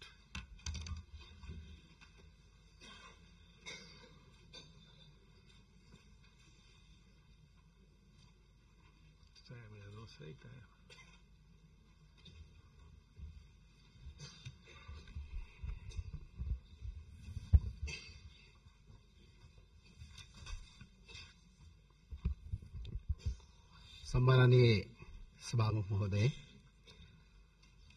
सर्वप्रथम त आज यो संसदको रोस्टममा आउँदै गर्दा देशले धेरै ठूलो क्षतिहरू बेहोरेको छ। ज्ञात अज्ञात शहीदहरूप्रति ती 76 जना युवा साथीहरूप्रति हार्दिक श्रद्धाञ्जली व्यक्त गर्न चाहन्छु। सम्माननीय सभामुखज्यू, माननीय सदस्यज्यूहरू सम्पूर्णमा हार्दिक मंगलमय शुभकामना व्यक्त गर्न चाहन्छु। नेपाल सरकारका सम्माननीय प्रधानमन्त्री बालेन्द्र शाह तथा उहाँको सम्पूर्ण मन्त्री परिषदलाई कार्य सफलताको हार्दिक मंगलमय शुभकामना व्यक्त गर्दछु। आज यस संसदको रोस्टरमा उभिँदै गर्दा मलाई झण्डै 3.5 वर्ष अघिको त्यो क्षण स्मरण भइरहेको छ। त्यति बेला पनि हामी यही संसदको रोस्टरमा उभिएर तत्कालीन सरकारलाई जनताप्रति उत्तरदायी बन्न, विधिको शासनको पालना गर्न, बहुमतको अहंकार नगर्न सचेत गराएका थियौं, किनकि बहुमत छेडेको हुन्छ। केही दिनको न्यानो मात्रै हो, स्थायी सत्य होइन बहुमत। तर दुर्भाग्यवश त्यो सरकारले जनताको आवाज सुनेन। परिणाम स्वरूप केवल सरकार मात्रै ढलेन, देश नै अशान्तिको ज्वालामा होमियो। भौतिक संरचनाहरू दिनहाडै जले, सिंहदरबार जले, संसद भवन समेतसम्म आगलागीको चपेटामा पर्यो र आज हामी बाध्य भएर एउटा बैठक कक्षलाई संसद भवन मानेर कार्य सञ्चालन गरिरहेका छौं। यो अहिलेको सरकारलाई हेक्कार होस्। र सबभन्दा ठूलो कुरा, यसैबीच झण्डै 76 जना युवाहरू राष्ट्रका लागि आफ्नो अमूल्य जीवन बलिदान गरे। 2500 जना भन्दा बढी नागरिकहरू घाइते भए, आज अपाङ्ग भए र राष्ट्र सेवक प्रहरीको समेत क्रूरतापूर्वक घाँटी रेटी हत्या गरियो। यसको निष्पक्ष छानबिन भएर कारवाही होस्, म यो सरकारलाई यो अपील गर्न चाहन्छु। र साथसाथै यस्ता पीडादायी घटनाका बावजुद जनताको मतबाट स्थापित वर्तमान सरकार जनताको हितमा समर्पित होस्, म यही शुभकामना व्यक्त गर्न चाहन्छु। विगतका कमजोरीहरू नहदोरियुन् भन्ने आशा गर्दछु।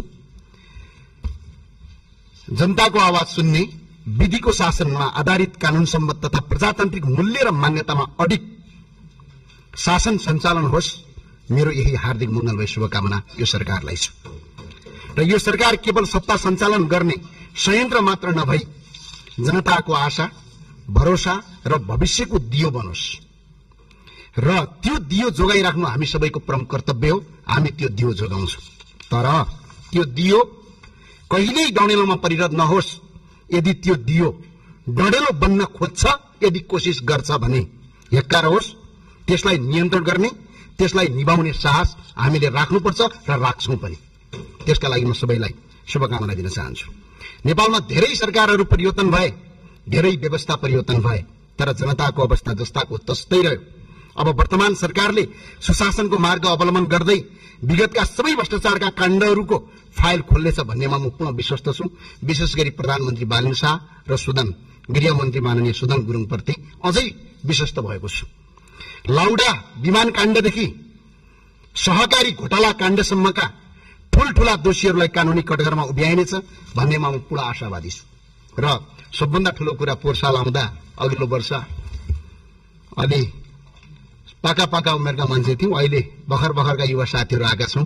यो चाहिँ परिवर्तनको एउटा सिर्फ दल परिवर्तन नभएर हाम्रो पुस्ता परिवर्तन भएछ। यसका लागि धेरै धेरै धन्यवाद भन्न चाहन्छु।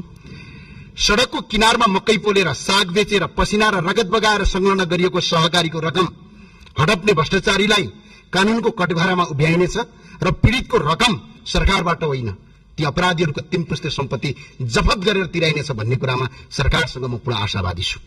र निर्मला पन्तदेखि इनिसा विकासम्मका निर्दोष दिदीबहिनीहरूको चितकारले न्याय पाउनेछ भन्नेमा म पूर्ण आशावादी छु।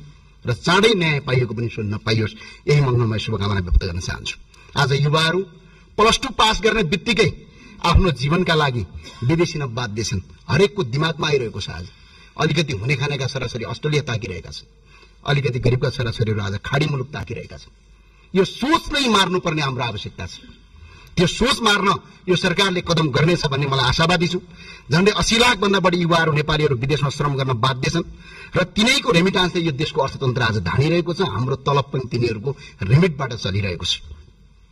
यो सरकारले स्वदेशमै रोजगारी सृजना गरी युवाहरूलाई आफ्नै भूमिमा भविष्य देख्ने वातावरण बनाउँछ भन्ने कुरामा म पूर्ण विश्वस्त छु। एक पटकको नेपाली सधैँको नेपाली, यहाँ अगाडि माननीयज्यूले पूर्व वक्ताले पनि भनिसक्नुभयो।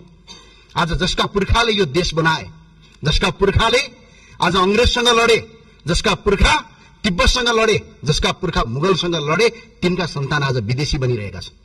एक पटकको नेपाली सधैँको नेपाली भन्ने नारालाई, नेपालको संविधानलाई पनि संशोधन गरेर नेपाली नागरिकता फेरि कायम गरियोस् र यदि यो सरकारलाई त्यतिखेर बहुमतको आवश्यकता पर्छ त्यतिखेर हामी तपाईहरूको पछाडि उभिनेछौँ, 187 पुर्याउँछौँ। यसमा तपाईहरू ढुक्कका साथ काम गर्नुहोस्। म तपाईलाई यो अपिल गर्न चाहन्छु। हाम्रा किसानहरू जसले बाँझो जमिनलाई हराभरा बनाउँछ आज विदेशी भूमिमा सस्तो मजदुर भएका छन्। आज किसान दाजुभाइहरू मजदुर बन्नुपर्ने बाध्यता छ। त्यो बाध्यताको अन्त्य गर्न हामी एकजुट हुनैपर्छ, हामी सँगसँगै जानैपर्छ। दलभन्दा ठूलो देश हो, मैले यो मान्यता राख्दछु। दलभन्दा ठूलो देश हो। यहाँ को कांग्रेस, को एमाले, को रासपा, को रापरपा, को श्रम संस्कृति, को माओवादी या को तारो भन्ने होइन। हामी सबै नेपाली हो। यो दलगत स्वार्थ त्यागेर सुशासन र विधिको शासन र प्रजातान्त्रिक अभ्यासका लागि हामी एक डिक्का हुनुपर्छ भन्ने मलाई लाग्छ र हामी एक डिक्का हुन्छौँ पनि। र सम्माननीय सभामुख महोदय, देशका कतिपय क्षेत्रमा आज सुरुङ मार्गको कुरा भइरहेको छ। आधुनिक पूर्वाधार निर्माण भइरहेका छन्। कयौं ठाउँमा तपाईको आज पूर्वाधार विकासका कार्यक्रम अगाडि बढेका छन्, तर दूर सुदूर कर्णाली र अझै पिछडित क्षेत्रहरूमा अझै पनि कालोपत्रे सडक कस्तो हुन्छ भनेर त्यहाँका दाजुभाइले देख्न पाएका छैनन्। यो सरकारसँग म के आशा राख्छु भने यहाँभन्दा अगाडि गर्दै गरेका असमानताको अन्त्य गर्दै समान विकास सुरक्षित गर्नु वर्तमान सरकारको दायित्व भन्ने लाग्छ र त्यो दायित्व यो सरकारले पूरा गर्छ भन्ने कुरामा म पूर्ण आशावादी छु। सम्माननीय सभामुख महोदय, आज देश विश्व आज विभिन्न क्षेत्रहरू जस्तै युरोप, मध्यपूर्व र अमेरिका अशान्तिमा छन्। आज युद्ध भइरहेको छ, तर यहाँभन्दा अगाडिको सरकारले एउटा गलत निर्णय गरेको छ। हामीले असंलग्न परराष्ट्र नीतिको अवलम्बन गर्नुपर्छ र यसको प्रभाव नेपालमा पनि पर्न सक्छ। त्यसैले नेपालले असंलग्न परराष्ट्र नीति पञ्चशीलताको आधारमा सिद्धान्तमा अडिग रहँदै विश्वमा आफ्नो पहिचान सुदृढ गर्नुपर्छ। यो सरकारले यो गर्छ भन्ने कुरा म दृढ विश्वास राख्दछु। आज अघिल्लो सरकारले के गल्ती गर्यो भने इरानका नागरिकलाई अराइभल भिसा दिदिन भन्न पाउँदैन, किनभने इरान पनि संयुक्त राष्ट्रसङ्घको सदस्य राष्ट्र हो। त्यो भएर सम्माननीय सभामुख महोदय, म 2 मिनटमा सके सम्मानज्यू, अस्पतालको खर्च तिर्न नसकेर अहिले उपचार नपाएर मृत्युको मुखमा पुगेका छन्। कयौं नागरिक अस्पतालको मुख पाएका छन्। यदि अस्पताल गयो भने त्यसको बिल तिर्न नसकेर फेरि बिरामी भएर फेरि त्यही अस्पतालमा बन्धक बन्नुपर्ने अवस्था छ। यसको अन्त्य हुन्छ भन्ने कुरा मैले सोचेको छु र शिक्षामा व्यापक सुधार गर्नुपर्ने आवश्यकता छ। कसले कति डिग्री हासिल गर्यो, कति कसले पीएचडी गर्यो त्यो महत्त्वपूर्ण कुरा होइन, तर त्यसले सिकेको ज्ञान र सिप हाम्रो समाजका लागि कार्य भयो या भएन त्यो महत्त्वपूर्ण कुरा हो। पुरानो पाठ्यक्रम घोगन्ते शिक्षा र बेरोजगारी उत्पादन गर्ने थलो र प्रणालीको देशको भविष्यलाई अन्धाकारतिर धकेलिरहेको छ। त्यसैले शिक्षा नीति र पाठ्यक्रमको आमूल परिवर्तन हुन्छ भन्ने कुरा म आशावादी छु र देशमा आज 884 जना सांसद छ। एक वर्षमा 1 खर्ब रुपैयाँ हामीले तपाईको प्रदेश संरचना पाल्नुपर्ने अवस्था छ। यो राजनीतिक दलका कार्यकर्तालाई सेटलमेन्ट गर्नका लागि ल्याइएको यो प्रदेश संरचना यही संसदबाट यही सरकारले खारेज गर्छ। यदि बहुमत पुगेन भने हामीले पनि सरकारमा थप गर्छौं। 184 चाहिन्छ, 187 पुर्याउँछौं। प्रदेश संरचना तत्काल खारेज गरियोस्। यो सरकारले त्यो नीति अगाडि बढाओस्। वार्षिक 1 खर्ब भन्दा बढी जनताको कर आज प्रदेश संरचना नाममा खर्च भइरहेको छ। यो पैसा बचाइयोस्। म यही भन्न चाहन्छु। राष्ट्रको पहिचान सबभन्दा ठूलो कुरा। आज हामी यत्रो सांसदहरू छौं। 165 जना हामी निर्वाचित जनताबाट प्रत्यक्ष निर्वाचित भएका छौं। 110 जना विभिन्न जात, वर्ण, क्षेत्र, लिङ्गका आधारमा हामी आज आफ्नो पहिचानका साथ आज यहाँ संसदमा स्थापित गर्छौं। यो देशको पहिचान चाहिन्छ कि चाहिँदैन? यो मुलुकको पहिचान चाहियो कि चाहिएन? आज 81% हिन्दूहरूको देश हो। यो झन्डै 9% बुद्धिस्टको देश हो। 3% भन्दा बढी किराँत र 5% मुसलमानहरूको देश हो। यो हिन्दू, बुद्ध, किराँत सहितको वैदिक सनातन हिन्दू अधिराज्य नेपालको संविधानको तपाईको धारा 4 धर्म निरपेक्षता होइन धर्म सापेक्षता नेपाल गरियोस्, हिन्दू अधिराज्य घोषणा गरियोस्। यही अपिल गर्न चाहन्छु। सम्माननीय सभामुखजी, म अब जम्मा 30 सेकेन्डदेखि 50 सेकेन्ड 60 सेकेन्ड भनौँ अब सम्मानज्यू।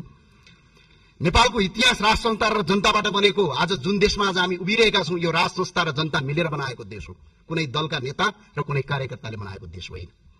त्यो भएको हुनाले राष्ट्रिय एकता, स्थायित्व र ऐतिहासिक निर्णयका लागि संवैधानिक राज संस्थाको पुनर्विचारबारे गम्भीर विमर्श गर्दै संवैधानिक राज संस्थाको स्थापना गर्ने कार्यमा सरकार अगाडि बढोस्, म यही भन्न चाहन्छु। र साथसाथै सबैलाई मेरो अपिल के छ भने प्रतिपक्ष यो सरकार सबको साझा रहोस्, हामी सबैको साझा रहौं र अहिलेको सरकारलाई र हामी सबै सांसदलाई यो आज पहिलो बैठकको पहिलो दिन भएको हुँदा अझ रचनात्मक रूपमा अगाडि बढौं।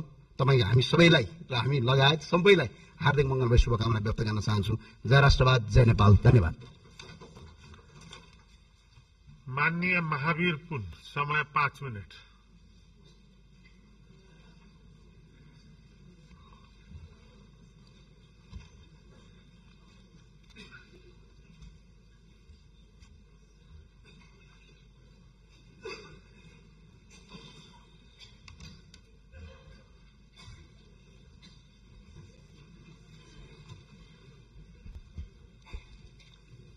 सम्माननीय सभामुखज्यू र सम्पूर्ण आज यो सभामा उपस्थित हुनुभएका मान्यज्यूहरू, सर्वप्रथम त म एउटा अचम्मको सांसदको रूपमा यहाँ आएको छु, किनभने म फरक छु, बोल्ने तरिका पनि फरक छ, काम गर्ने तरिका पनि फरक छ, सबै कुरा म प्राय सबैसँग मिल्दैन। त्यसैले म आफ्नो परिचय पनि दिन चाहन्छु र म कसरी यो ठाउँमा आउनै नपर्ने मान्छे यो ठाउँमा कसरी आइपुगे भन्न पनि चाहन्छु। म अमेरिकामा पढेर नेपालमा 2049 साल भाद्र महिनामा आएको र अहिलेसम्म 33 वर्षभन्दा बढी काटिसक्यो। एउटा झोला बोकेर पूर्णकालीन समाजसेवीको रूपमा काम गरिरहेको छु र म चाहिँ राजनीति गर्ने राजनीतिकै होइन, म समाजसेवी हुँ र सेवी नै रहनेछु। सदनमा मेरो भूमिका पक्ष विपक्ष भन्दाखेरि पनि निष्पक्ष हुनेछ। समाजसेवी भएको हुनाले मलाई प्रतिनिधि सभाको चुनावमा उम्मेदवार हुने कुनै रहर पनि थिएन, मैले सोचेको पनि थिएन। तर 2082 साल भाद्र 23-24 गतेको जेनजी आन्दोलन भएपछि जेनजी भाइ बहिनीहरूले मलाई नै बोलाएर शिक्षा तथा विज्ञान मन्त्री बनाइदिए। त्यति बेला म ताप्लेजुङ जिल्लाको गाउँ गाउँमा किताब बेचिरहेको थिएँ, मेरो आफ्नो आत्मकथाको किताब बेचिरहेको थिएँ र 4 महिनासम्म मन्त्री भएँ। 4 महिनासम्म मन्त्रीको रूपमा काम गर्दाखेरि मैले शिक्षा क्षेत्रमा भएका अनेकौं समस्याहरू, चरम राजनीतिकरण र विकृतिहरू देखेँ। ती विकृतिहरूलाई हटाएर विद्यालय, कलेज र विश्वविद्यालयहरूमा विशुद्ध शैक्षिक वातावरण बनाउन प्रयास गरेको थिएँ। त्यसको लागि 3वटा विधेयकको मस्यौदा बनाएर अध्यादेश ल्याउन र 4वटा नियमावलीहरू ल्याउन प्रयास गरेको थिएँ। तर ती अध्यादेशहरू र नियमावलीहरू ल्याउन त्यति बेला काम चलाउ सरकार भएकोले जतिसुकै प्रयास गर्दाखेरि पनि सकिएन। ती अध्यादेशहरू र नियमावलीहरू त्यति बेलाको मन्त्री परिषदले अनुमोदन गरेर विधायन समितिमा पठाइसकेको थियो। माघ 6 गते प्रतिनिधि सभाको सदस्यको लागि नाम दर्ता गराउने 40 घण्टा अगाडि अर्थात् माघ महिनाको 4 गते बेलुकी 7 बजेसम्म पनि मैले ती अध्यादेशहरू र नियमावलीहरू ल्याउन टुप्पीदेखिको बल लगाएर प्रयास गर्दाखेरि पनि विधायन समितिबाट ती कामहरू अगाडि बढेनन्। त्यसैले मैले मन्त्री पदबाट राजीनामा दिएर म्याग्दीमा स्वतन्त्र उम्मेदवारको नाम दर्ता गराउन गएको हो। यसरी चुनावमा उठ्नै नपर्ने र उठ्नै नहुने मान्छे चुनावमा उठेको हुँ। म शिक्षा मन्त्री हुँदा ल्याउन खोजेको विधेयक र नियमावलीहरू सम्माननीय प्रधानमन्त्रीज्यूको शिक्षा हेर्ने टिमलाई माननीय सदस्य धर्मकेशी मार्फत गइसकेको छ। आज सदनमा उपस्थित हुनुभएका माननीय ज्यूहरूलाई छोटकरीमा भन्नुपर्दा ती विधेयक र नियमावलीहरू यस प्रकार थिए भनेर जानकारी दिन चाहन्छु। पहिलो अध्यादेश हाल भएका 18वटा विश्वविद्यालयहरूको व्यवस्थापन र सञ्चालनलाई राजनीतिकरणबाट मुक्त गरी पठन पाठनलाई प्रभावकारी बनाउन छाता कानून बनाउने थियो। त्यसमा सम्पूर्ण विश्वविद्यालयहरूको कुलपति प्रधानमन्त्री हुने व्यवस्थालाई हटाएर योग्य र इमानदार प्राज्ञिकहरूको समूहले विश्वविद्यालय सञ्चालन गर्ने भन्ने विधेयक थियो। विश्वविद्यालयलाई राजनीतिबाट मुक्त गर्न यो काम गर्नै पर्छ। दोस्रो अध्यादेश विश्वविद्यालयमा लेक्चरर, उपप्राध्यापक, सहप्राध्यापक र प्राध्यापकहरूको नियुक्तिमा भएको चरम राजनीतिकरणलाई हटाउन र योग्य व्यक्तिहरूलाई नियुक्त गर्न हाल प्रत्येक विश्वविद्यालयमा भएका 18वटा विश्वविद्यालय सेवा आयोगहरूलाई खारिज गरी लोकसेवा आयोग जस्तै एउटा मात्र सेवा आयोग गठन गर्ने भन्ने विधेयक थियो। तेस्रो अध्यादेश अर्थतन्त्र विकास गरेर नेपाललाई कागजमा मात्र होइन कि आर्थिक रूपमा नै एउटा समृद्धिशाली देश बनाउन र युवाहरूलाई स्वदेशमा नै रोजगारी सृजना गर्नको लागि विज्ञान, प्रविधि, व्यावहारिक अनुसन्धान र नवप्रवर्धनलाई उच्च प्राथमिकता दिने र प्रतिभाशाली र सृजनशील युवाहरूलाई देशमा नै राखेर उनीहरूको प्रतिभालाई उजागर गर्ने मौका दिनको लागि प्रधानमन्त्रीको नेतृत्वमा एउटा विज्ञान, प्रविधि, अनुसन्धान तथा नवप्रवर्धन कोषको निर्माण र सञ्चालन गर्ने भन्ने विधेयक थियो। यो विधेयकको बारेमा मैले विगत 20 वर्षमा बनेका धेरै सरकारहरूलाई गरेको विनम्र अनुरोध भालुलाई पुराण सुनाएको जस्तो भएको थियो। अहिलेको सरकारले पक्कै पनि यो कुरा सुन्छ होला भन्ने विश्वास छ। यो सारा नेपालीको अनुरोध हो, मेरो मात्र अनुरोध होइन। 4. विज्ञान प्रविधिको विकास नगरिकन कुनै पनि देश आर्थिक रूपमा समृद्ध नहुने भएकोले नेपालमा एउटा छुट्टै र शक्तिशाली विज्ञान प्रविधि अनुसन्धान तथा नवप्रवर्धन मन्त्रालय खोल्नुपर्छ। त्यसलाई चलाउन सक्षम विज्ञहरू राख्नुपर्छ भन्ने मेरो भनाइ एउटा कानले सुनेर अर्को कानले नउडाइयोस् भन्ने मेरो विनम्र अनुरोध छ। यो कुरा म आफू नै शिक्षा तथा विज्ञान मन्त्री हुँदा जोडतोडले उठाएको थिएँ, तर त्यति बेला सफल हुन सकिएन।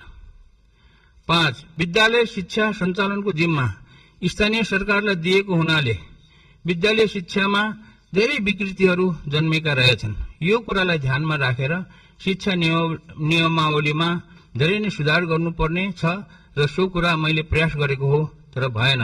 जस्तै उदाहरणको लागि विद्यालय व्यवस्थापन समितिको गठनमा राजनैतिक हस्तक्षेप हटाउने, योग्य प्रधानाध्यापकको नियुक्ति गर्ने, शिक्षकहरूको सरुवामा राजनीतिक प्रभाव हटाउने र दरबन्दी शिक्षकहरूको दरबन्दी बढाउने जस्ता। ल म सकिहालेँ, यति म 1 मिनट दिनुहोस्। र 6 नम्बरमा यो सिटिभिटीलाई पुनर्संरचना गरी त्यहाँबाट पनि राजनीतिकरण नहटाएसम्म र नयाँ सिस्टम नबसालेसम्म त्यहाँबाट विद्यार्थीहरूले सिपमूलक प्राविधिक शिक्षा प्राप्त गर्न नसक्ने कुरा प्रष्ट पार्न चाहन्छु। अहिले त्यहाँ अधिकांश सैद्धान्तिक पढाइ मात्र हुने गरेको छ। त्यसको लागि मैले शिक्षा मन्त्रीको रूपमा चालेको कदमहरू पूरा भएनन्। अहिलेको छोटो समयमा सबै कुरा राख्न सकिन। ती गर्नै पर्ने सबै कुराहरू बेला बखतमा भन्दै गरौँला। अन्तमा राष्ट्रिय स्वतन्त्र पार्टीका सम्पूर्ण युवा भाइ बहिनीहरूलाई नेपालको इतिहासबाट एउटा अत्यन्तै महत्वपूर्ण पाठ सिक्नुहोस् भन्ने अनुरोध गर्न चाहन्छु। इतिहास यस प्रकार छ। नेपालीहरूलाई राजनीतिक स्वतन्त्र दिलाई नेपाललाई विश्वमा चिनिने गरेर एउटा समृद्धिशाली देश बनाउनको लागि विक्रम सम्वत 2070 सालको क्रान्ति, 2015 सालको संसदीय निर्वाचन, 2046 सालको वृहत जनआन्दोलन र 2063 सालको दोस्रो आन्दोलन शहीद मधेस आन्दोलन भएको थियो। ती आन्दोलनहरूले जनतालाई राजनीतिक अधिकार पनि दिलाएकै हो। त्यही अधिकार प्रयोग गरेर नेपाली जनताले अहिले राष्ट्रिय स्वतन्त्र पार्टीलाई झन्डै 2/3 बहुमतले जिताएको छ। राम्रो काममा मेरो पनि सम्पूर्ण साथ हुनेछ, तर नेपालीहरूले अपेक्षा गरे अनुसार भ्रष्टाचारीहरू, घुसखोरीहरू, लोभी पापी दलालीहरूको समाजमा गाडिएको ज्वरो उखेल्नको लागि हाम्रो समाजमा भएको नातावाद, कृपावाद, चाकरीवाद, चापुलिसवाद जस्ता कुसंस्कारका दलदलमाबाट एकदमै टाढा रहनुहोस्। यदि पहिलेकै राजनीतिक दलहरूले जस्तै गरेर स्वतन्त्र पार्टी पनि नेपाली समाजको ती कुसंस्कारहरूमा फस्यो भने भाद्र 23-24 गतेको जेनजी आन्दोलन पनि कालान्तरमा असफल हुनेछ। ल धन्यवाद छ। अनि अन्तमा एउटा कुरा, यहाँ आजको कार्यसूचीमा मैले एउटा देखेको थिएँ, एउटा यो अध्यादेश रहेछ। यसमा थप कुरा के गर्न चाहन्छु भने अध्यादेश मतदाता नामावली पहिलो संशोधन अध्यादेश 2082 मा भन्ने रहेछ। त्यसमा चाहिँ म के भन्न चाहन्छु भने अब आउने 2084 को प्रदेश र स्थानीय सरकारको चुनावमा विदेशमा काम गर्ने सम्पूर्ण वैधानिक नेपाली नागरिकहरूले पनि भोट दिन पाउने व्यवस्था होस् भन्ने कुराको अनुरोध गर्न चाहन्छु। किनभने यो कुरा मैले गत फागुन 21 गतेको चुनावमा पनि व्यवस्था होस् भनेर म आफू मन्त्री हुँदाखेरि पटक पटक प्रयास गरेको हो, त्यो हुन सकेन। र धन्यवाद।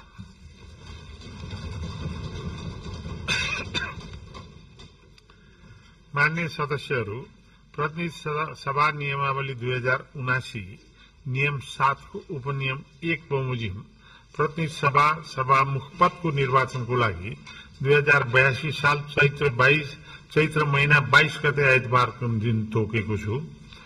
साथै उक्त नियमावली बमोजिम संघीय संसदको महासचिव श्री पद्म प्रसाद पाण्डेलाई सभामुख पदको निर्वाचन कार्यक्रम सम्बन्धी सूचना आजै प्रकाशित गर्न पनि निर्देशन दिएको छु।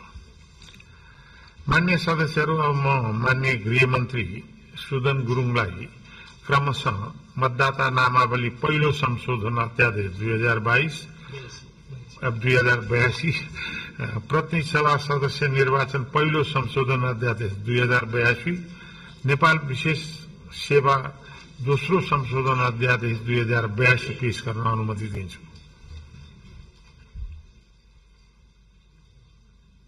माननीय मन्त्रीजी।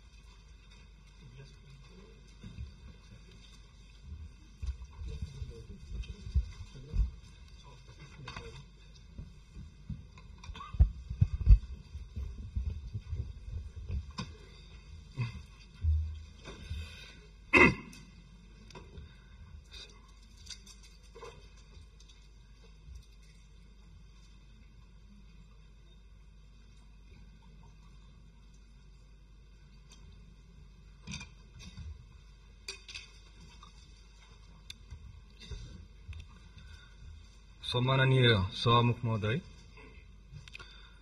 मतदाता नियमावली ऐन 2073 को दफा 4 को उपदफा 2 मा निर्वाचन आयोगले मतदाता नियमावली संकलन तथा अध्यावधिक गर्दा आयोगबाट निर्धारित स्थान र समयमा एकै पटक वा पटक पटक हुने गरी तोक्न सक्नेछ भन्ने व्यवस्था गरिएको छ भने कुनै एक गाउँपालिका वा नगरपालिकाको कुनै एक वडाको मतदाता नियमावली संकलन वा अध्यावधिक गर्दा एकै पटक गर्नुपर्ने निर्वाचनको मिति घोषणा भइसकेपछि सो निर्वाचनको प्रयोजनको लागि मतदाता नियमावलीमा नाम दर्ता नगरिने तथा मतदाता नियमावली संकलन तथा अध्यावधिक गर्दा सर्वसाधारणलाई सूचना दिने लगायत अन्य व्यवस्था तोकिए बमोजिम हुने व्यवस्था गरिएको छ।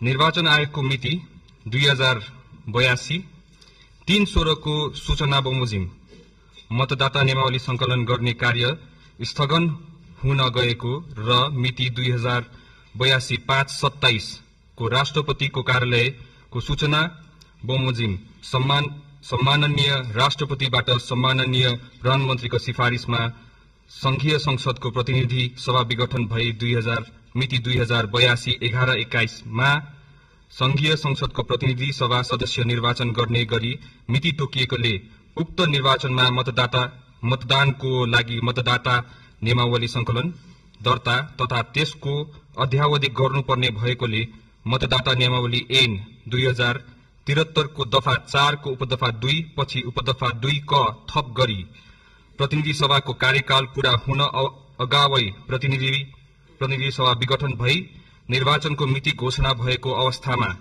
त्यस्तो निर्वाचनको प्रयोजनको लागि आयोगले अवधि तोकी मतदाता नियमावली संकलन, दर्ता तथा त्यसको अध्यावधिक गर्ने व्यवस्था गर्न सक्ने व्यवस्था गर्ने गरी मतदाता नियमावली ऐन 2073 लाई नेपालको संविधानको धारा 114 को उपधारा 1 बमोजिम अध्यादेशद्वारा संशोधन गर्न आवश्यक भएकोले सम्माननीय सभामुख महोदयको अनुमतिले मतदाता नियमावली पहिलो संशोधन अध्यादेश 2082 सभा समक्ष पेश गर्दछु। धन्यवाद।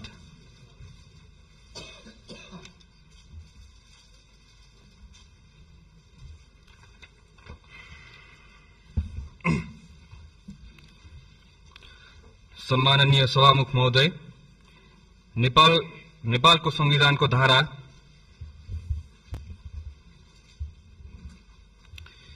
नेपालको संविधानको धारा 84 को उपधारा 2 मा समानुपातिक निर्वाचन प्रणाली बमोजिम हुने प्रतिनिधि सभा सदस्य निर्वाचनका लागि राजनीतिक दलले उम्मेदवारी दिँदा जनसंख्याको आधारमा महिला, दलित, आदिवासी जनजाति, खस आर्य, मधेसी, थारू, मुस्लिम, पिछडिएको क्षेत्र समेतबाट बन्द सूचीको आधारमा प्रतिनिधित्व गराउने व्यवस्था संघीय कानून बमोजिम हुने व्यवस्था रहेको छ।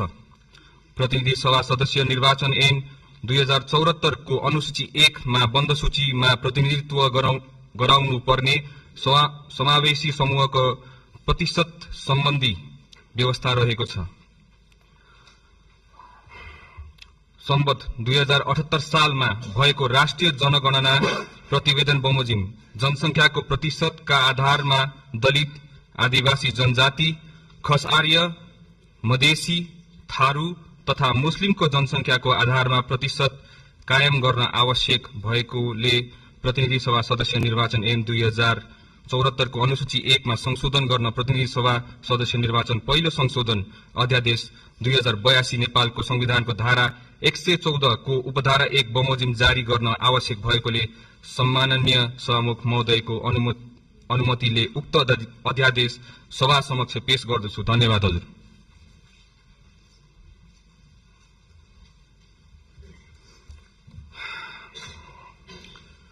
सम्माननीय सभामुख महोदय, नेपाल विशेष सेवा ऐन 2042 को दफा 4 को उपदफा 1 मा केही नेपाल ऐन संशोधन गर्ने ऐन 2075 बाट संशोधन भई प्रधानमन्त्री तथा मन्त्री परिषदको कार्यालय अन्तर्गत राष्ट्रिय अनुसन्धान विभाग रहने गरी व्यवस्था भएको। प्रस्तुत संशोधन हुन अघि राष्ट्रिय अनुसन्धान विभाग नेपाल सरकार गृह मन्त्रालय अन्तर्गत नै रहँदै आएको सूचनाको संकलन तथा विश्लेषण सहितका राष्ट्रिय अनुसन्धान विभागबाट सम्पादन हुने कार्यको लागि नेपाल सरकार गृह मन्त्रालय अन्तर्गतका अन्य निकायहरू समेतको समन्वय हुँदा अझ बढी प्रभावकारी हुन जाने सहितका विषयलाई दृष्टिगत गरी नेपाल सरकार मन्त्री परिषदको निर्णयबाट नेपाल सरकार कार्यविभाजन नियमावली 2074 मा संशोधन भई राष्ट्रिय अनुसन्धान विभाग गृह मन्त्रालय अन्तर्गत रहने गरी व्यवस्था भई आएकोले सोही बमोजिम कार्य सम्पादन गराउन नेपालको संविधानको धारा 114 को उपधारा 1 बमोजिम अध्यादेश जारी भई नेपाल विशेष सेवा ऐनमा संशोधन भएको। नेपालको शान्ति सुरक्षा कायम राख्न नेपाल विशेष सेवाको गठन र तत्सम्बन्ध सेवा शर्त सम्बन्धमा व्यवस्था गर्न जारी भएको नेपाल विशेष सेवा ऐन 2042 को दफा 4 को उपदफा 1 मा रहेका प्रधानमन्त्री तथा मन्त्री परिषदको कार्यालय अन्तर्गत भन्ने शब्दहरूको सट्टा नेपाल सरकार गृह मन्त्रालय अन्तर्गत राष्ट्रिय अनुसन्धान विभागको स्थापना हुनेछ भन्ने व्यवस्था कायम राख्न नेपाल विशेष सेवा ऐन 2042 लाई संशोधन गर्न आवश्यक भएकोले सम्माननीय सभामुख महोदयको अनुमतिले नेपाल विशेष दोस्रो संशोधन अध्यादेश 2082 सभा समक्ष पेश गर्दछु। धन्यवाद।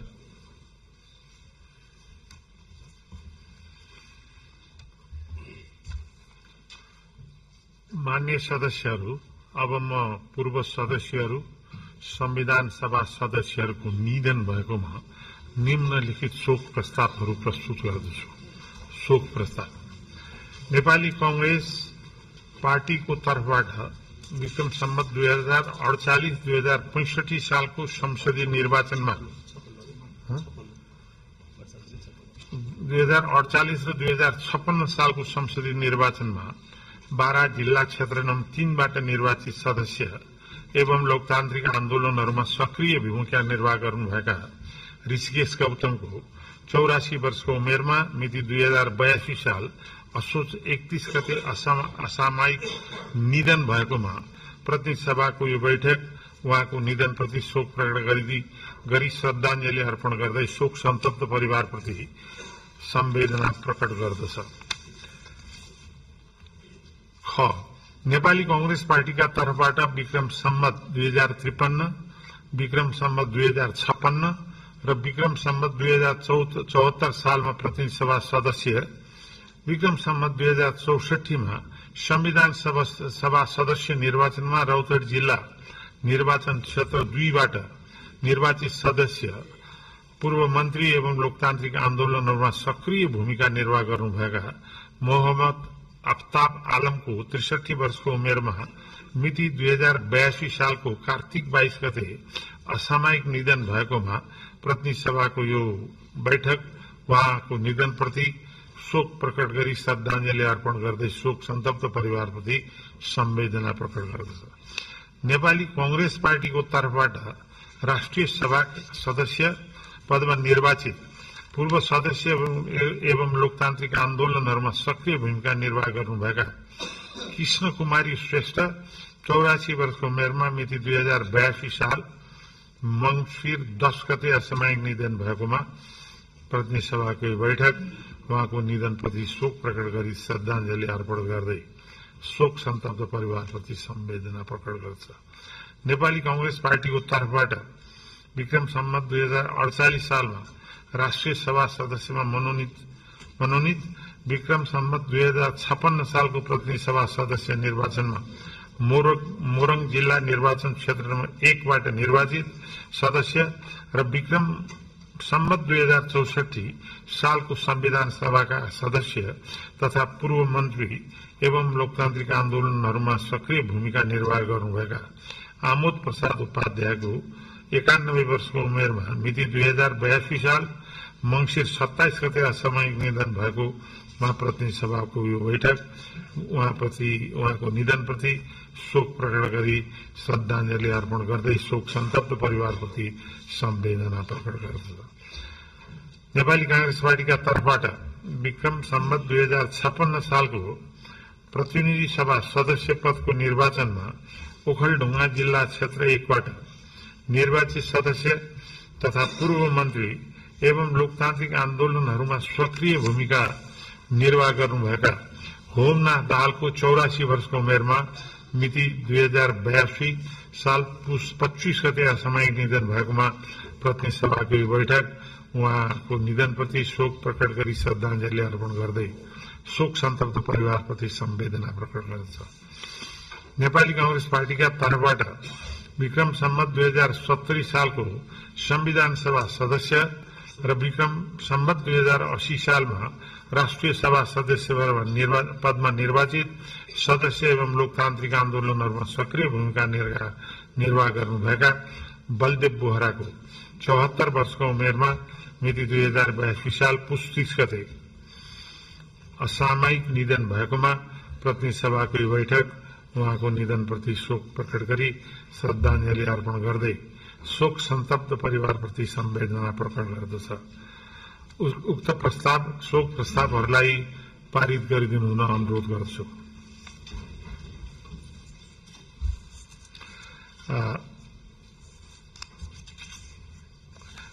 यी शोक प्रस्तावहरू सर्वसम्मतिबाट पारित भएको घोषणा गर्दछु। मान्य सदस्यहरू, अब हामी स्वर्गीय ऋषिकेश गौतम, मोहम्मद आफ्ताब आलम, कृष्ण कुमारी श्रेष्ठ, आमोद प्रसाद उपाध्याय, होमनाथ दाहाल, मान्य सदस्यहरू, अब 2082 साल चैत्र 22 गते आइतबार 11 बजे बस्ने गरी यो बैठक स्थगित हुन्छ। धन्यवाद।